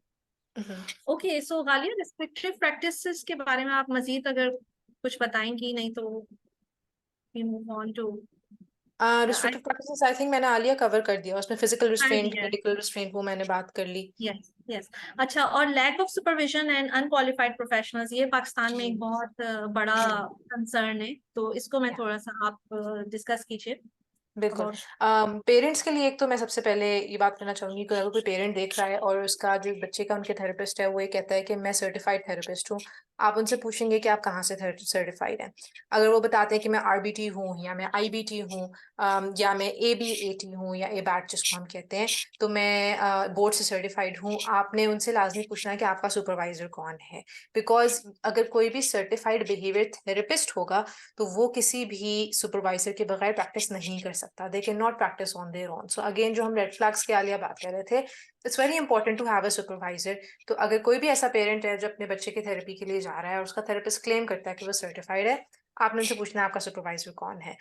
अगेन थोड़ी सी एफर्ट अगर पेरेंट्स करना शुरू कर देना इन थेरेपिस्ट को देखने के लिए, चेक करने के लिए या वेरीफाई करने के लिए, जो बोर्ड की ऑफिशियल वेबसाइट है जिस बोर्ड से भी वो वेरीफाइड होंगे, वहां पे पूरी पूरी डायरेक्टरीज हैं। ये अक्सर लोगों को ये चीजें नहीं पता होती हैं, हालांकि these are very common things. पूरी पूरी डायरेक्टरीज हैं, वहां पे आप जाके Pakistan country as a country enter करेंगे, आप उस थेरेपिस्ट का नाम एंटर करेंगे, वो आपको पूरी पूरी लिस्ट दे देगा कि पाकिस्तान में इस वक्त कौन से थेरेपिस्ट हैं जो कि इस बोर्ड से सर्टिफाइड हैं। तो आपको ज्यादा दूर जाने की जरूरत भी नहीं है, लेकिन वेरीफाई करना बहुत जरूरी है, क्योंकि अनफॉर्चुनेटली हमारे यहाँ पाकिस्तान में आज भी ऐसे लोग हैं जो सिर्फ 40 आवर्स की आरबीटी की ट्रेनिंग या आईबीटी की ट्रेनिंग लेके अपने आप को रिप्रेजेंट कर रहे हैं as RBTs even though they have not given the exam, right. So that's not correct at all. Because कोई भी अगर सर्टिफाइड होगा तो वो अंडर सुपरविजन ही काम करेगा। सुपरविजन बहुत बहुत जरूरी है, इवन उन लोगों के लिए भी जो कि सर्टिफाइड नहीं है, उनके लिए भी बहुत जरूरी है। तो आपके ऊपर जो भी आपसे एक लेवल ऊपर होगा, या फिर कोई टीम लीड की पोजीशन पे हो या कोई क्लिनिकल डायरेक्टर हो, आपके लिए बहुत जरूरी है कि आप किसी किस्म की सुपरविजन के अंडर ही काम करें। और अगर and it's not just supervision, I think continued educational development भी बहुत जरूरी है किसी ना किसी फॉर्म में आपने, क्योंकि मैंने बताया ये साइंस इन्वॉल्व कर रही है। अगर साइंस इवॉल्व करी है इसका मतलब है हर दिन कोई नई रिसर्च आ रही है, तो आपने अपने आप को इक्विप करना, ये आपकी रिस्पॉन्सिबिलिटी है as a therapist, as a professional, कि आजकल इस साइंस के अंदर क्या चल रहा है, क्या चीजें हम पीछे छोड़ के आ रहे हैं, क्या चीजें हम आगे इम्प्रूव कर रहे हैं। इंटरनेट भरा पड़ा है, it's just a click away. तो स्पून फीडिंग का हमारे यहाँ बहुत ज्यादा कॉन्सेप्ट है कि people keep on expecting others two spoon feed. ये आपकी अपनी रिस्पॉन्सिबिलिटी है, बुक्स आपने खुद पढ़नी है, रिसर्च आर्टिकल्स आपने खुद पढ़ने, journal of applied behaviour analysis पूरा इंटरनेट के ऊपर है, वो आपने खुद पढ़ना है। पॉडकास्ट अवेलेबल है, फ्री पॉडकास्ट एप्पल की जो पॉडकास्ट की ऐप है उसके ऊपर अवेलेबल है, गूगल की पॉडकास्ट के ऊपर अवेलेबल है, यूट्यूब भरा पड़ा है, सेल्फ स्टडी करें। तो अपनी कंटिन्यूड एजुकेशनल डेवलपमेंट आपकी बहुत जरूरी है। सिर्फ एक 40 आवर्स की ट्रेनिंग लेने से आपका क्या होगा? जो यहाँ पे मैं बीसीबीए बनी हुई बैठी हुई हूँ और हमें भी हर 2 साल के अंदर, आलिया आप भी बता सकते हो एंड आलिया हैजरी you can tell as well, every 2 years हमने 32 क्रेडिट आवर्स जमा करने होते हैं। वो हम कैसे जमा करते हैं? हम कोई कॉन्फ्रेंस अटेंड कर रहे हैं, हम कोई वेबिनार देख रहे हैं, उसके पैसे लगते हैं और डॉलर्स में पे करना पड़ता है। लेकिन हमें अपने साइंस को से अप टू डेट रहने के लिए और सर्टिफिकेशंस को अलाइव रखने के लिए दैट्स अ क्राइटेरिया, राइट। तो ये आपके अपने ऊपर है कि आपने अपने आप को अप टू डेट रखना है कि कौन सी प्रैक्टिसेस चल रही हैं, कौन सी नहीं चल रही, और सुपरविजन बहुत जरूरी है। बहुत जरूरी है गालिया, क्योंकि मैं एग्जांपल शेयर करना चाहूंगी and I was surprise. Applied behaviour analysis इतना एक पावरफुल टूल है। You can control the child basically and you can mould the child, और उसके बिहेवियर्स को आप अपने हिसाब से मोल्ड कर सकते हैं। सो एक मैं सुन के हैरान रह गई कि एक बड़े लाइक प्रोफेशनल के बारे में मैंने सुना कि वो बच्चों को बिठाते किस तरह चेयर के ऊपर। सम पेरेंट इन्फॉर्म मी कि वो बच्चे के सामने टीवी लगा देते हैं और उनके पास बहुत सारे बच्चे हो, वो बैठ के और वो टीवी देख रहे होते हैं। अब जाहिर है applied behaviour analysis is there कि भाई आप बैठोगे, आपको रीइंफोर्समेंट मिल रही है in the form of television, right. तो वो आप बच्चा उठा है, आपने दोबारा बैठा दिया, बैठो बैठो बैठो, उसको देखो, टीवी देखो। इन द एंड क्या होगा कि बच्चा बैठना तो सीख जाएगा, but how you are getting to that goal, that is very important. और यही होता है कि अगर आपने सिर्फ एक छोटी सी ट्रेनिंग ली हुई है और आपको कुछ बेसिक से कॉन्सेप्ट्स आ गए हैं, लेकिन आपको ये रियलाइजेशन नहीं है कि बच्चे के साथ एथिकली वर्क कैसे करना है, तो उसके लिए ही एक टीम वर्क चाहिए होता है, एक सुपरवाइजर चाहिए होता है बेसिकली, जो कि आपको he is there basically to teach you और to guide your practice, not कि हम लाइक अपने आप को आपसे सुपीरियर कर रहे हैं, ऐसी बात नहीं है, but just it's a teaching process और you should continue your education in field of applied behavior analysis. So this was just one example which came into my mind. अच्छा, गालिया, अब हम आ जाते हैं। सॉरी, आपका माइक म्यूट हो गया आलिया। कब से हुआ है गालिया? अभी हुआ है। अच्छा, मैं थोड़ी बहुत बोल दिया था मैंने। हाँ, आप कहीं से, अब हम इस पे आते हैं। अच्छा चलो, सो सॉरी, सो अब हम इस पे आ गए हैं because we have very short time left. So corrective steps क्या होंगी, बेस्ट प्रैक्टिसेस गालिया, इसके बाद हम लोग क्वेश्चन आंसर्स ले लेते हैं। श्योर। करेक्टिव स्टेप वही पहले भी अभी किसी ने चैट में भी मेंशन किया था कि चाइल्ड लेड थेरेपी। अब चाइल्ड लेड थेरेपी का पिछले दिनों भी मैं एक पोस्ट पढ़ रही थी कि इट डज नॉट मीन कि जो बच्चा कर रहा है आप सिर्फ वो करते जाओ। मैं अभी पिछले दिनों भी अपनी ट्रेनिंग में ये चीज कवर कर रही थी कि एक पेंडुलम को माइंड में रखें, ठीक है, कि एक पेंडुलम है जिसमें एक तरफ वो पेंडुलम ऐसा होता है ना कि स्विंग करता रहता है, right, left right left right. Left, extreme left पे आप समझे असेंट है, ठीक है, असेंट का मतलब ये कि बच्चे को जो उसका दिल कर रहा है वो करने दिया जाए। और दूसरे एक्सट्रीम लेफ्ट पे आपके पास कंप्लायंस है, राइट। और compliance itself, it just means के बच्चे को जो आप कह रहे हो वो ब्लाइंडली फॉलो कर रहा है। हमें क्या चाहिए, हमें चाहिए एक हैप्पी मीडियम, राइट। सो पेंडुलम के आइदर साइड्स पे आपने स्टक नहीं रहना कभी भी। That's what I believe is one of the best practice जो आपकी ओवरऑल एक पूरी आपकी थेरेपी को गाइड करेगी। एक चीज वो आई बिलीव हमेशा एक ही पेंडुलम आपने याद रखना है कि ना मुझे बहुत ज्यादा कंप्लाइंस चाहिए और ना मैंने बच्चे को इतना ज्यादा फ्री हैंड दे दिया कि सेशन के अंदर कोई स्ट्रक्चर नहीं है, मैं कोई चीज फॉलो नहीं करी, कोई इंस्ट्रक्शन नहीं दे रही जस्ट बिकॉज अगर मैंने इंस्ट्रक्शन दी तो बच्चा हेड बैंग कर सकता है। No, you need to have that happy medium जहाँ पे थोड़ा बहुत आपने कंप्लाइंस के ऊपर काम किया, मोस्ट प्रोबेबली ज्यादा आपने असेंट को पहले आपने वैल्यू करना शुरू किया, पहले बच्चे की सुनना शुरू करें फिर अपनी मनवाना शुरू करें। That's very important I believe कि पहले आपने बच्चे की गुड बुक्स में आना है, आपने उस बच्चे का रीइंफोर्सर बनना है कि नहीं। थेरेपिस्ट में अक्सर अपनी ट्रेनिंग्स में कहती हूँ, maybe a lot of people can remember this कि you should be a walking talking reinforcer for the child. तो अपने ऊपर पहले काम करें। If the child is happy to see you, that's good. If they are not happy to see you, look inwards. ठीक है, अपने ऊपर आपने काम करना शुरू करना है। Am I fun enough? Am I being too loud or too slow? ठीक है, क्या मेरी एनर्जी उस तरह की है, जो छोटे बच्चे हैं उनके साथ आपने भागना होता है। हमारे कितने सारे इस तरह के सेशन पे मैं देखती हूँ थेरेपिस्ट सिर्फ एक मोनोटोनस सा काम हो रहा होता है, टेबल चेयर पे डू दिस शाबाश गुड जॉब, डू दैट शाबाश good job. No, where is the fun in that? Session ऐसा होना चाहिए कि बाहर वाले को खड़े होके देख के ना उसका भी दिल करे कि oh my god I want to be a part of this session. ये ना हो कि बाहर वाले का दिल ये करे कि oh my god I would never want to be a part of this session. So you need to incorporate music, dance, games in your session. हो सकता है पेरेंट को, देखने वाले को ये लगे आप तो हर वक्त खिलाती रहती हैं, तो फिर वहां पे आपका एज एन एजुकेटर आपका रोल आता है कि आपने उनको एजुकेट करना है कि हाँ मे बी टू यू आपको लग रहा होगा कि मैं खिला रही हूँ, लेकिन आपको पता है जब मैं इसको ये करा रही थी तो मैं इस गोल पे काम कर रही थी। तो अगेन वही बात, सारी चीजें हैं, पेरेंट्स को लूप में लेके चले। ट्रांसपेरेंसी एक बहुत अच्छी टर्म है, अगेन ग्रेग हैनली से मैंने सीखा, जिसको हम कहते हैं टेलीविजिबिलिटी। टेलीविजिबिलिटी ये है कि फॉर एग्जाम्पल अगर आपका सेशन कल को ब्रॉडकास्ट हुआ टेलीविजन पे, would you be comfortable? That's what you need to keep in mind कि जो आज मैं इस बच्चे के साथ कर रही हूँ, would I be comfortable if this is shown on TV? And if not, you need to rethink your session, right? And whatever you're doing. So I think that's the gist of all of it. Exactly, like the whole world is watching you basically. The whole So world is and watching also you. yeah, happy, relaxed and engaged, HRE, इसके ऊपर focus. Like for example आप इससे पहले कि आप instruction दें बच्चे को, he is happy, just look for those signs. He's happy, he's relaxed and he's engaged. This is what Henley says.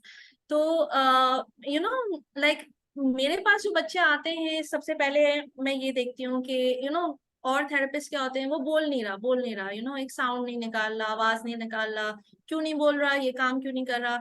I just और इवन पेरेंट्स भी ये कह रहे होते हैं, बट आई जस्ट मेरा शुरू का टारगेट ये होता है कि that child is happy sitting with me, that child is relaxed and he is engaged. जो मैंने उसको टास्क दिया है उसके अंदर उसका एंगेजमेंट लेवल है डेफिनेटली। अच्छा, और गालिया बताइए best practices and we will now Happiness पे वही बात है, happiness पे I think it's a big focus and it should be a big focus of your session that the child should be happy.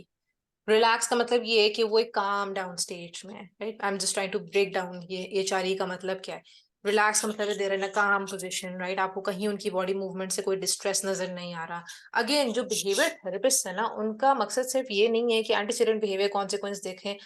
आप behavior को analyze कर रहे हो ना, तो ये छोटे छोटे क्लूज, ये सारी चीजें आपको बच्चे की बॉडी लैंग्वेज उसके रोने से पहले ही बता रही है कि वो बच्चा उस सेशन में नहीं आना चाह रहा, या जो आपने बताया उससे वो अनकंफर्टेबल हो गया. तो हैप्पी, रिलैक्स एंड इंगेज का मतलब ये है कि are they willing to participate, right? क्या वो जो आप उसको करवाना चाह रहे हो, अगर वो बच्चा हैप्पी और रिलैक्स है ना, लेकिन वो इंगेज नहीं है, तो it can look a lot like they are smiling but they turn their body away और वो अपनी किसी और चीज से खेलना शुरू हो जाते हैं. तो अपेरेंटली नजर ये आ रहा है कि they are relax, they are happy but they don't want to engage, right? तो again you need to look for all of these little signs. Escape extinction use करना छोड़ दें. इसका मतलब ये नहीं है कि एक्सटिंक्शन की बाकी टाइप्स जो हैं वो हम ओवरऑल एक्सटिंक्शन को ही छोड़ दें, उसका ये मतलब नहीं है. एक्सटिंक्शन बिल्कुल यूज कर सकते हैं, लेकिन in collaboration with differential reinforcement, right? कि आपने, ठीक है, आपने उसको कहा कि हिटिंग पे तुम्हें टेंशन नहीं मिलेगी, तो आपने उसकी, सॉरी किसी का माइक म्यूट अनम्यूट हुआ है, या तो आपने ये कहा फॉर एग्जांपल अगर उसको हिटिंग पे अटेंशन आप नहीं दे रहे, you need to sort of have reinforcement systems in place जिसमें when they are engaging in, sorry बीच में किसी का माइक अनम्यूट हुआ है, मुझे बहुत ज्यादा डिस्ट्रप्शन होती है तभी ऐसा हुआ. प्लीज अपने अपने माइक को म्यूट करके रखिएगा, thank you. so like I was saying, extinction अगर differential reinforcement of alternate behaviour के साथ यूज की जा रही है तो उसके बेनिफिट्स भी आ सकते हैं. So not all types of extinction is wrong, but again start trusting your gut instinct and start thinking about televisibility as well. I'd say कि क्या जो मैं इस सेशन के अंदर कर रही हूँ, अगर इस बच्चे का पेरेंट मौजूद होता तो मैं ये करती या ना करती. और अगर आपकी गट फीलिंग आपको बता रही है कि this is not correct, then you don't need to be following that and read more about things and या just be compassionate and be trauma informed. हर बच्चे के साथ ऐसे डील करें कि जैसे वो अपनी जिंदगी में पता नहीं किस किस चीज से गुजरा हुआ है, क्योंकि हमें वाकई नहीं पता वो किस चीज से गुजरा हुआ है, राइट? हम एक बहुत लिमिटेड पर्सपेक्टिव, एक लिमिटेड इन्फॉर्मेशन के साथ हम अपने बच्चों को लेते हैं और उससे ज्यादा हमें कभी पता चल भी नहीं सकता. So you just need to be very careful.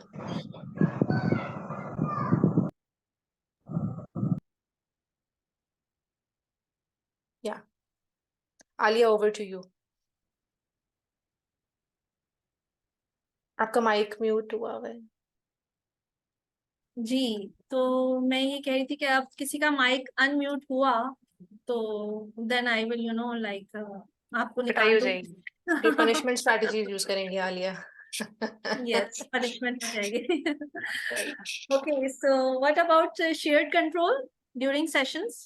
हाँ, शेयर्ड कंट्रोल का वही मतलब होता है कि कुछ आप अपनी मनवाते हो, कुछ आप बच्चे की सुनते हो. तो शेयर्ड कंट्रोल आप इस तरह से, इस it can be incorporated as little as, आपने अगर पजल फिक्सिंग करवानी है ना बच्चे को, आप उसको 2 पजल्स तो आप पूछो कौन सा करना है इसमें से. It can be as little as that. छोटी छोटी चीजों में बच्चों से शेयर्ड चॉइस आप इनकॉर्पोरेट कर सकते हो. पेरेंट्स क्या कर सकते हैं घर के अंदर, अगर आप बच्चों को कोई कपड़े पहना रहे हो, आप उससे पूछ लो क्या ये वाली शर्ट पहननी है या ये वाली पहननी है. Share choice enables you to have that trust, और ट्रस्ट से क्या होता है कि आपका कॉन्फिडेंस डेवलप होता है. तो बच्चे के लिए बहुत जरूरी है कि वो शेयर चॉइस हो ताकि बच्चे की पर्सनालिटी एक कॉन्फिडेंट पर्सनालिटी हो. तो इस तरह से छोटी छोटी चीजों में आपने बच्चे की चॉइस जहां पॉसिबल हो वहां तो उसकी चॉइस को आपने ऑनर करना है ना. That's very important. So share choices again it's very important in your child led therapy. Child led का मतलब ये नहीं है कि सब सिर्फ बच्चे के पास सारा कंट्रोल है, नहीं, लेकिन ये है कि शेयर चॉइस जरूरी है, शेयर कंट्रोल जरूरी है. एंड या अगर बच्चे की पसंद का मटेरियल है, इंस्ट्रक्शन आपकी पसंद की हो सकती है. सो that's what it's all about. Yes, and I was also listening about this compliance. Basically, हमारी जो applied behavior analysis का basic focus होता है compliance बच्चे को सिखाना. Like बच्चा आपकी बात मान रहा है, accept कर रहा है आपको, being there, being an adult. तो compliance is necessary. ऐसा नहीं है कि हम उसके like कंपोनेंट को बाहर निकाल दें, उठा के फेंक दें और बस बच्चा अपनी मर्जी करता रहे. This is not our goal. Compliance is still our end goal, लेकिन हम the way we are reaching that compliance, that is important. Just like अभी गालिया ने बताया कि चाइल्ड लेड, बच्चा अपनी मर्जी से कर रहा हो, इंगेज हो, हैप्पी हो, and still he is compliant. आपका गोल ये होना चाहिए कि आप उसके इमोशंस को माइंड में रखते हुए, ही is a human being basically, और उसके बाद आप कंप्लायंस अचीव कर रहे हैं। ये आपका टारगेट और यही आपकी जो खूबसूरती है आपकी थेरेपी सेशंस की। That is difficult to achieve, लेकिन अगर आपकी बॉन्डिंग अच्छी है, स्ट्रांग है, पेयरिंग है, तो डेफिनेटली बच्चा आपके साथ कंप्लायंट होगा। गालिया, इसमें आप थोड़ा सा कुछ ऐड करना चाहें? हाँ, I would just want to take them back to the pendulum जिसकी मैंने बात की ना, कि कंप्लायंस भी जरूरी है, क्योंकि यू नीड टू आइडेंटिफाई कि जो मैंने इंस्ट्रक्शन दी है जिससे बच्चा नहीं मान रहा। एक छोटी सी चीज है कि माउथिंग का बिहेवियर होता है ना, हमें अक्सर बहुत सोशली अनएक्सेप्टेबल लगता है, हम कहते हैं नीचे करो हाथ, हम उसका हटा देते हैं। तो यू नीड टू आइडेंटिफाई कि अच्छा, फॉर एग्जाम्पल अगर एक बच्चा माउथिंग में एंगेज हो रहा है और उसके पास इतनी बड़ी एक बॉल है जिसको वो मुंह में ले रहा है, तो क्या वो उस बॉल पे चोक कर सकता है? नहीं कर सकता।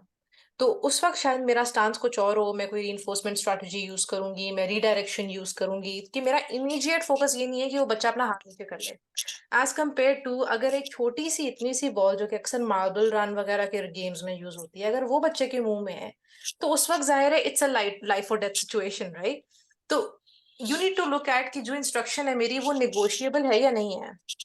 अपनी इंस्ट्रक्शन को आपने इस तरह से वे करना होता है, रिस्क बेनिफिट रेशियो देखना होता है, एक एनालिसिस करना होता है कि अगर बच्चा मेरी बात नहीं सुन रहा, मैं उसको कह रही हूँ कि hands down, take the ball out of your mouth, and the child is still having the ball inside his mouth. Is it a safety concern? If not, then it's fine. Maybe I can look into other forms of doing things. But अगर वो safety concern है, of course I'm going to put my hand in his mouth और वहाँ मुझे ball निकालनी पड़ेगी, चाहे हो सकता है वो बच्चा उसको बहुत अनकंफर्टेबल हो। फिर वही जो ट्रॉमा इन्फॉर्म्ड केयर है ना, वो ये नहीं कहती कि बच्चे की जो है ना सेफ्टी के ऊपर बिल्कुल फोकस ना हो, वो बात ही ये करती है कि यू नीड टू आइडेंटिफाई कि यहाँ पे सेफ्टी कंसर्न है कि नहीं, और अपने एक्शन को, अपनी इंस्ट्रक्शन को आपने उस तरह से मोल्ड करना है। So again, compliance is necessary. Life और डेथ सिचुएशंस में कंप्लायंस इज नेसेसरी। डॉक्टर्स की विजिट के पास बच्चे को लेके जाना है, उनको दवा खिलानी है, डेंटिस्ट के पास जाना है, रोड सेफ्टी सिखानी है, ये सारी चीजें जो हैं इसके अंदर कंप्लायंस नेसेसरी है, क्योंकि जिंदगी में बहुत सारी चीजें हैं जहाँ पे उसको कंप्लाई करना पड़ेगा, चाहे उसका दिल करे या ना करे। लेकिन अगेन बात सारी यहाँ पे आती है कि आपका रिलेशनशिप जब बच्चे के साथ ऐसा बिल्ड हुआ होगा कि they will begin to trust you, they will have a safe environment, उसको आप उसके सेफ पर्सन बनोगे, तो उसके बाद आप ये सारी चीजें सिखाना शुरू करोगे। तो लर्निंग कहीं बहुत बाद में आती है, टेबल वर्क तो बहुत बाद में आता है। पहले आता है आपकी सेफ्टी, बच्चे की safety. They begin to feel safe with you. They stop engaging in any form of behaviors of concern. They keep other people around them safe. They keep themselves safe. फिर कहीं जाके आपकी लर्निंग शुरू होती है। सो इसलिए प्ले की importance बहुत ज्यादा है, specially during the initial part of the sessions. ठीक। अच्छा Ghalia, involving the key stakeholders और caregivers in the treatment plan, what do you suggest about it? हाँ आलिया, इस पे हम ऑलरेडी बात कर चुके हैं शुरू में कि ये चीज बहुत जरूरी है कि पेरेंट्स को, अब की स्टेक होल्डर्स के अंदर और भी लोग आते हैं ना, बच्चे के घर के अंदर कौन कौन है, दादा दादी हैं। कितनी दफा ऐसा हुआ है, वो अलग बात है कि लोग आते नहीं है, लेकिन मैंने लिटरली लोगों को बुलाया हुआ है कि अच्छा, अगर मदर और फादर एक पेज पे हैं, एक प्लान फॉलो कर रहे हैं, दादा दादी ऐसे हैं कि दादा दादी को नहीं समझ आती, of course they have a different mindset and they have different strategies to deal with the child. जिस चीज से पेरेंट्स मना कर रहे हैं, बाउंड्री होल्ड कर रहे हैं, वो दादा दादी कर देते हैं। तो मैं कहती हूँ दादा दादी को बुला ले session, I'll have a talk with them, I'll counsel them, I'll tell them कि अगर कोई चीज फॉलो कर रहे हैं तो क्यों कर रहे हैं, चाचा चाची दादा दादी सबको बुला लें। वो अलग बात है कि लोग आते नहीं है। तो it's very important to involve all of people who are basically around your child. तो जो पर्सन सेंटर्ड अप्रोच एक है ना, पर्सन सेंटर्ड प्लानिंग जिसको कहते हैं, उसके अंदर बच्चे के टीचर से लेके नाने चाचे नानी, आपके घर का चौकीदार, कोई भी हो सकता है जो कि उस बच्चे की जिंदगी पे जिसका एक इम्पैक्ट आ रहा हो, जिसके साथ बच्चे का इंटरेक्शन हो। सो that's very important. Involving all of stakeholders is very important. Alia, I was hoping we could Exactly. take some questions because we have just 15 minutes left. Okay, so we have a very short time left. So guys, अगर आप लोगों के कोई questions हैं तो आप लोग अब raise hand कर सकते हैं related to this topic, या any other topic, अगर आपके any other concerns हैं। उम्मे दानिश का हाथ खड़ा हुआ है जी। उम्मे Danish,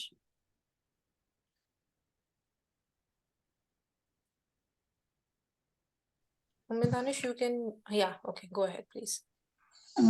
Actually, Miss, I have two questions. One, One question, first question I want to ask about this, that the new practices which you are telling us, because the RT course I attended, in that course we are still studying Cooper and Skinner methods to deal like we are still studying Cooper and Skinner for ABA. I just want to know that how can we study these new techniques of ABA?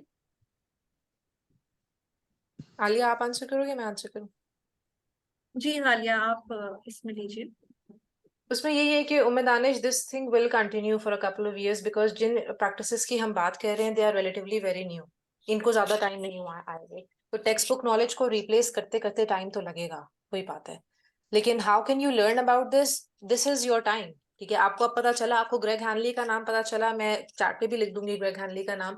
आप doctor Greg Henle के काम के ऊपर जाके आप internet पे सिर्फ एक गूगल सर्च की दे रहे हैं, आप सर्च करो और पता चलेगा आपको ये क्या क्या यहाँ पे शुरू हो गया है, ठीक है। कंपैशनेट एबीए लिखें, ग्रेग हैनली का नाम लिखें, you will find out a lot of things. So this is your cue to start. आप सेल्फ स्टडी करके ही चीजों को आप पता कर सकते हो, क्योंकि यूनिवर्सिटीज का कोर्स वर्क हो गया, बीसीबीए के क्रेडेंशियल्स के लिए कोर्स वर्क हो गया, 40 आवर की आरबीटी ट्रेनिंग हो गई, वो आज भी आपको प्रैक्टिसेस वही सिखाएंगे जो पनिशमेंट बेस्ड होंगी, क्योंकि कहीं ना कहीं जाहिर आपकी प्रैक्टिसेस के अंदर ये सारा कुछ आता है, और इन सब की अवेयरनेस होना लाजमी है, तभी आपको पता चलेगा कि कौन सी चीजों से आपने दूर रहना है।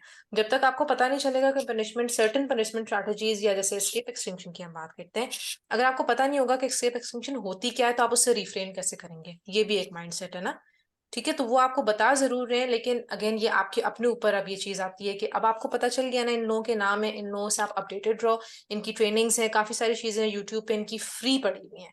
You start listening to this, और थोड़ा सा चीजों को आप खुद भी क्वेश्चन करना शुरू करोगे तो आपको आइडिया होना शुरू हो जाएगा। रिसर्च आर्टिकल्स अगर आप पढ़ने की, मुझे तो बहुत ज्यादा बिल्कुल आदत नहीं है टू बी ऑनेस्ट, मैं बहुत हल्का सा पढ़ती हूँ, but if you like reading research articles, research is one way to go about it, कि लेटेस्ट रिसर्च पढ़ना शुरू करें तो आपको बताएगा। अच्छा, मिस दूसरा Alia question, Batul, Alia Batul Haji, would you like to add something here? अच्छा, हालिया ने जो है वो कवर कर दिया। मैं इसी में ऐड करना चाह रही थी कि अब जो 5th एडिशन और अब जो एडिशन है वो टूवर्ड 6th एडिशन मूव कर रहा है। तो जब मैंने अपना लास्ट जो कुछ एडिशनल कोर्सेज उठाए थे, जस्ट बिकॉज वो टॉपिक्स मुझे इंटरेस्टेड लगे थे, तो उसके अंदर ये चीजें अब उन्होंने 5th एडिशन के अंदर डाली हैं, ऐड की हैं।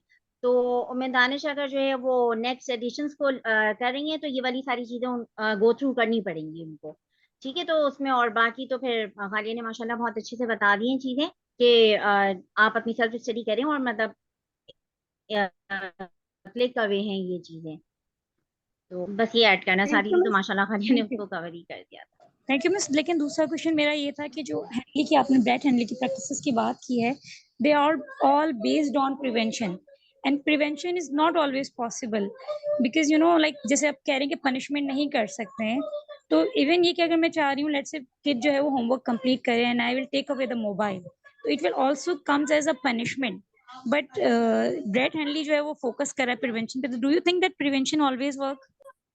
Most of the times it works. If you have exhausted all forms of preventative techniques, फिर ऑफ कोर्स हम रिएक्टिव टेक्निक्स की तरफ भी जाते हैं, ऐसा नहीं है। लेकिन अगेन रिएक्टिव टेक्निक्स के अंदर भी punishment is not your first step, आपका फर्स्ट स्टेप कभी भी पनिशमेंट नहीं होता, उसके अंदर भी फिर रिस्पॉन्स स्ट्रैटेजीज के अंदर भी रीइंफोर्समेंट स्ट्रैटेजीज आती हैं। तो अगर एक बच्चा अगर होमवर्क नहीं कर रहा, प्रिवेंटिव स्ट्रैटेजीज ये देखेंगी कि उसका हमने मोटिवेशन किस तरह बिल्ड करनी है to work towards that, right. अगर एक बच्चा होमवर्क प्रेजेंट होने पे अपने आप को हर्ट करना शुरू कर देता है, तो उसकी सेफ्टी ज्यादा इंपॉर्टेंट है या होमवर्क का होना ज्यादा इंपॉर्टेंट है? पहले उसकी सेफ्टी के ऊपर फोकस होगा, उसके बाद होमवर्क ठीक कहीं है, I दूर hope जाके आएगा। this answers. Yeah, I hope this answers your question, Umme Danish.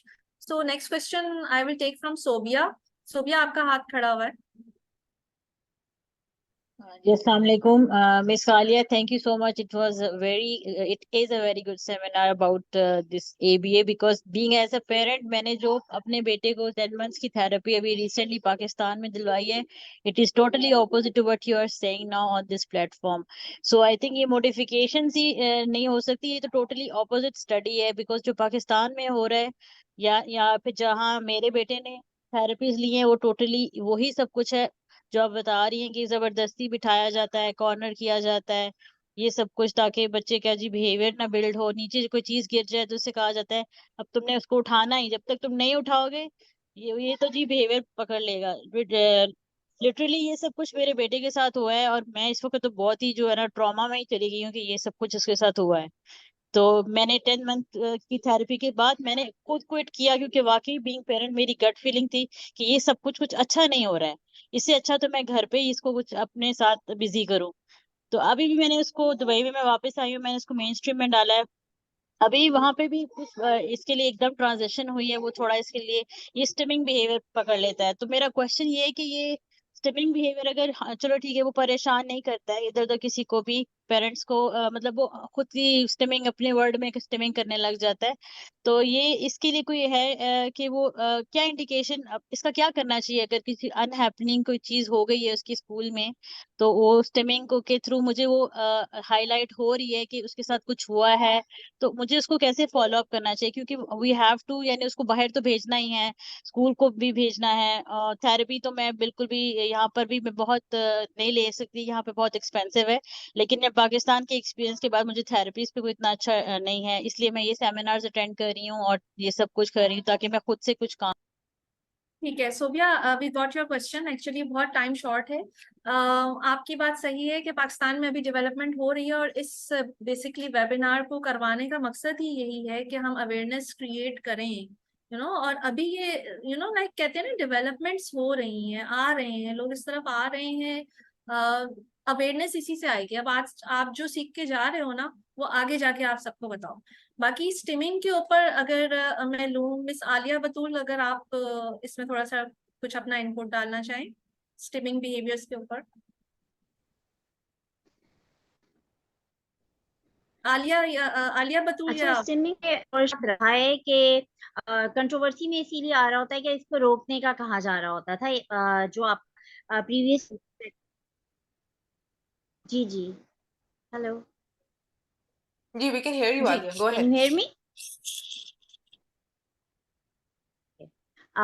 तो इसके अंदर जो आपने बस मेन चीज देखनी है, जैसे अभी इसमें वेबिनार में भी गाइड किया कि अगर जो हार्म एनवायरनमेंट को हार्म नहीं दे रही, एक पॉइंट ये है। इसका दूसरा पॉइंट ये है कि हार्मनेस के अलावा क्या वो उसकी कोई स्किल सीखने में बैरियर के तौर पे तो नहीं आ रही।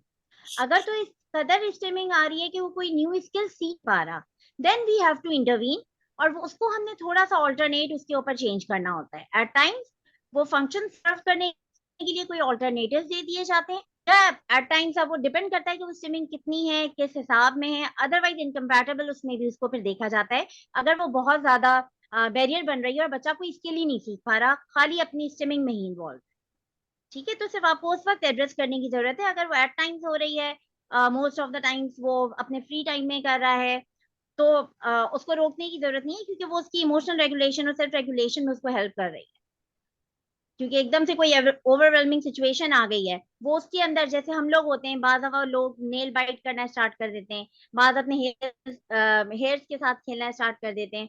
तो सबके अपने अपने होते हैं कुछ स्विमिंग बिहेवियर्स, जो वो अपनी एंजाइटी को कंट्रोल करने के लिए कर रहे होते हैं। तो अगर बच्चा जो है वो कुछ इस तरह का बिहेवियर एग्जिबिट कर रहा है, तो हमें उसको हर वक्त नहीं स्टॉप कर देना चाहिए, अनलेस अनटिल वो दो कंडीशंस हो कि हम दे रहा हो या फिर वो स्किल सीखने में बैरियर बन रहा हो। Thank you Alia. अच्छा, इकरा तारिक, आपका हाथ खड़ा हुआ है, प्लीज आप अपना क्वेश्चन कीजिए। अस्सलाम वालेकुम। मैम, जैसे हम बात कर रहे हैं कि अभी पनिशमेंट और एक्सटिंक्शन वगैरह के ऊपर, तो मोस्टली हम ये देखते हैं कि मतलब जब बच्चा फिक्सेट हो रहा होता है, बैक टू बैक फिक्सेशन बनाने लग जाते हैं, कि एक फेज आता है बच्चे का और बच्चा हर हर पॉइंट पे फिक्सेट हो रहा होता है। उससे पहले सब कुछ अच्छा चल रहा होता है, लाइक बच्चा हैप्पी है सेशन में, सब चीजें, लेकिन बच्चा इतना ज्यादा फिक्सेट हो रहा है हर चीज के ऊपर, और अगर हम उस फिक्सेशन को एक्सटिंक्शन पे डालते हैं तो बच्चा बैक टू बैक टेंट्रम्स है, मेलडाउन्स दिखा रहा है, और लाइक इन्वायरमेंट के अंदर इनसिक्योरिटी शो कर रहा है। तो फिर हमें उस कंडीशन में क्या करना चाहिए? Alia, I ji would like Alia, you to answer वो it. नहीं नहीं, आप प्लीज गो अहेड। अच्छा, क्योंकि मैं फिक्सेशन के ऊपर मैं अक्सर लोगों को ये कहती हूँ कि what exactly do you mean by fixation. एक बच्चे का एक आइटम के साथ बहुत ज्यादा फिक्सेट होने का क्या ये मतलब है? जैसे फॉर एग्जांपल एक बच्चा एक लेटर्स के ऊपर, हम अक्सर बच्चों को कहते हैं कि ये ऑब्सेस्ड है लेटर्स के साथ, तो what is so bad about being fixated? Again वही फिक्सेशन वाली बात को मैं थोड़ा, जो अभी आलिया ने बात की ना, कि is it being a hindrance towards what they are working towards? तो या मतलब आप फिक्सेशन को किस तरह से आप लेके चल रहे हो? अगर उसकी लेटर्स और नंबर्स की फिक्सेशन है, why do you ma'am need to change it? Ma'am fixation इस तरह की कि मतलब अब यहाँ से इस तरीके से जाना नहीं है, शूज नहीं पहनने, सॉक्स नहीं पहनने, नहीं, हर चीज पे जब एक चीज पे नो कहना स्टार्ट हो गए तो वो हर चीज पे नो यानी कि स्टार्ट अचानक से आता है फेज, और हर चीज पे नो नो नो। उससे पहले ना कि बच्ची सब चीजें एक्सेप्ट कर रही है, अचानक से वो हर चीज के ऊपर नो लगा देती है। इवन इतना ज्यादा कि वो बच्ची जो है अपनी लाइफ जो है ना, डेली लिविंग स्किल्स जो है वो बैक करना स्टार्ट कर देती है, और हर चीज के ऊपर जो है ना उसको इनके सेल्फ रेगुलेशन की जो स्किल हैबिट्स बनी हुई हैं या जो उसको रेगुलेट किया हुआ है प्रीवियस थेरेपी में, वो सब चीजें जो सी हैं ना खराब हो जाती हैं। लाइक बच्ची नेक्ड घूम रही है उसके अंदर, फिर बच्ची कह रही है कि मैंने यहाँ पे जंपिंग करते रहना है बैक टू बैक, और फिर उसके बाद मैंने सॉक्स नहीं पहनी, ऐसे पहनना है, फिर उसके बाद ये बोर्ड इस तरह से क्यों पड़ा है, इसको ऐसे कर दो। यानी हर मोमेंट पे चलते फिरते हर हर स्टेप के ऊपर जो है ना बच्ची जो है ना फिक्सेट हो रही है इस तरह से, यानी सडनली आता है फेस। और उसमें बच्ची फिर जब हम किसी भी चीज पे एक चीज पे भी एक्सटेंशन डालते हैं ना, तो बच्ची जो सी है वो हर चीज के ऊपर नो लगा देती है, और जिसपे एक दफा उसने नो कह दिया, अगले 2 वीक्स 3 वीक्स तक उस चीजों के ऊपर नो ही है। ठीक है इकरा, आपने एक चीज तो अपनी आपने खुद ही आंसर कर दी कि जब एक चीज पे एक्सटिंक्शन हम लगाते हैं तो वो चीज और ज्यादा उसकी एस्केलेट करना शुरू कर दी थी। तो ये तो आपको पता चल गया कि extinction is not the way to go in this. कि कोई भी अगर बच्ची का ऐसा बिहेवियर, इसको आई थिंक आप रेपिटेटिव और रिस्ट्रिक्टिव बिहेवियर की आई थिंक बात कर रहे हो, जो कि की कैरेक्टरिस्टिक है ऑटिज्म का, राइट? तो उसके अंदर फिर अगेन डिफरेंट मोड्स हैं जिसके थ्रू हम उस चीज को देख सकते हैं, डिफरेंट लेंस है इसका। एबीए का लेंस डिफरेंट है, सेंसरी इंटीग्रेशन का लेंस डिफरेंट है। तो क्या मतलब ये कुछ फैक्टर्स है, मैं को सिर्फ आपको बता रही हूँ कि आप इस बारे में सोच सकते हो। इसमें फिर हम नेक्स्ट क्वेश्चन की तरफ जाते हैं। लेकिन क्या इस बच्ची का कोई ओटी थेरेपिस्ट है? इस बच्चे की सेंसरी नीड्स किस तरह की हैं?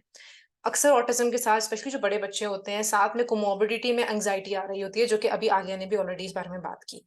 क्या कोई मेडिकल डायग्नोसिस का एंग्जाइटी का है? अगर एंग्जाइटी का है तो हम इसको किस तरह से लेके चल सकते हैं? So there are different methods of going about it. लेकिन again you need to understand कि एकदम से ऐसा क्या होता है, क्योंकि कोई भी बिहेवियर एकदम से नहीं आता। तो मैं आपको ये कहूंगी कि ऑब्जर्व करना ज्यादा शुरू करें। देखिए कि अगर वो एकदम से चीजों को ना करना शुरू कर देती है, कोई ना कोई ऐसा बिहेवियर जरूर आता होगा पहले, या कोई ना कोई ऐसा एंटीसीडेंट फैक्टर जरूर आता होगा जिसकी वजह से वो उस चीज को नो कह रही है। ठीक है, तो मे बी अगर वो उस चीज को, उसकी एंग्जाइटी को रेगुलेट कर रही है या कुछ भी हो रहा है, but you need to look at their sensory needs. Anxiety की कोई कॉमोर्बिडिटी हो, या you need to observe the behaviour, क्योंकि एकदम से कोई भी बिहेवियर नहीं आता।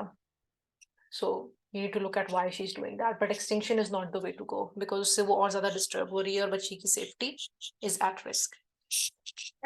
बिल्कुल गालिया, और आई पर्सनली फील कि थोड़ा सा बच्चे को इस सिचुएशन में चॉइस देने की जरूरत है, सो दैट दे फील कि दे आर इन कंट्रोल। सो अगर आप उसको कह रहे हैं ना जूते पहनो, इसके बजाय आप अपनी इंस्ट्रक्शन को थोड़ा सा मॉडिफाई कर दें, बल्कि इंस्टेड ये बोलें कि कौन से वाले जूते पहनोगी, रेड वाले पहनोगी या ब्लू वाले पहनोगी। तो in a sense you are giving child the choice and control. तो उससे भी बहुत हद तक ये जो इसकी नो वाली वो नो कह ही नहीं सकती इसके, बस उसको बस चूज करना है कि इनमें से ये लेना है ये। तो और मे बी अक्सर आलिया ये भी होता है ना कि हम बहुत दफा बम्बार्ड कर रहे होते हैं बच्चे को इंस्ट्रक्शंस के साथ। पेरेंट्स घर में भी मुस्तकिल ये करो, ये ना करो, ये करो, ये ना करो। तो बच्चे के लिए कोई भी इंस्ट्रक्शन, चाहे वो अच्छी ही क्यों ना हो, the thing about instruction itself इसके वो ट्रिगर बन जाती है बच्चों के लिए। फिर वो कहते हैं कि नहीं, हमने फिर कुछ भी नहीं करना, हर everything is a big no. तो ये चीज बिल्कुल you're right. बिल्कुल। ओके, सो हम सोबिया यूनिस से लेते हैं। सोबिया जल्दी से अपना क्वेश्चन करिएगा, we have very short time. अस्सलाम वालेकुम मैम। मैम जैसे आपने बोला था कि एक बच्चा जैसे सेशन में जाने को तैयार नहीं तो उसको खींच के लेके जाना मतलब बुरी बात है, एग्जैक्टली ऐसा ही है। लेकिन उसके लिए फिर उसके कोई रीइंफोर्सर भी कोई खास नहीं है। मीन कि वो बच्चा भागता बहुत ज्यादा है ऊपर नीचे, मैम बैठता बिल्कुल नहीं है बच्चा।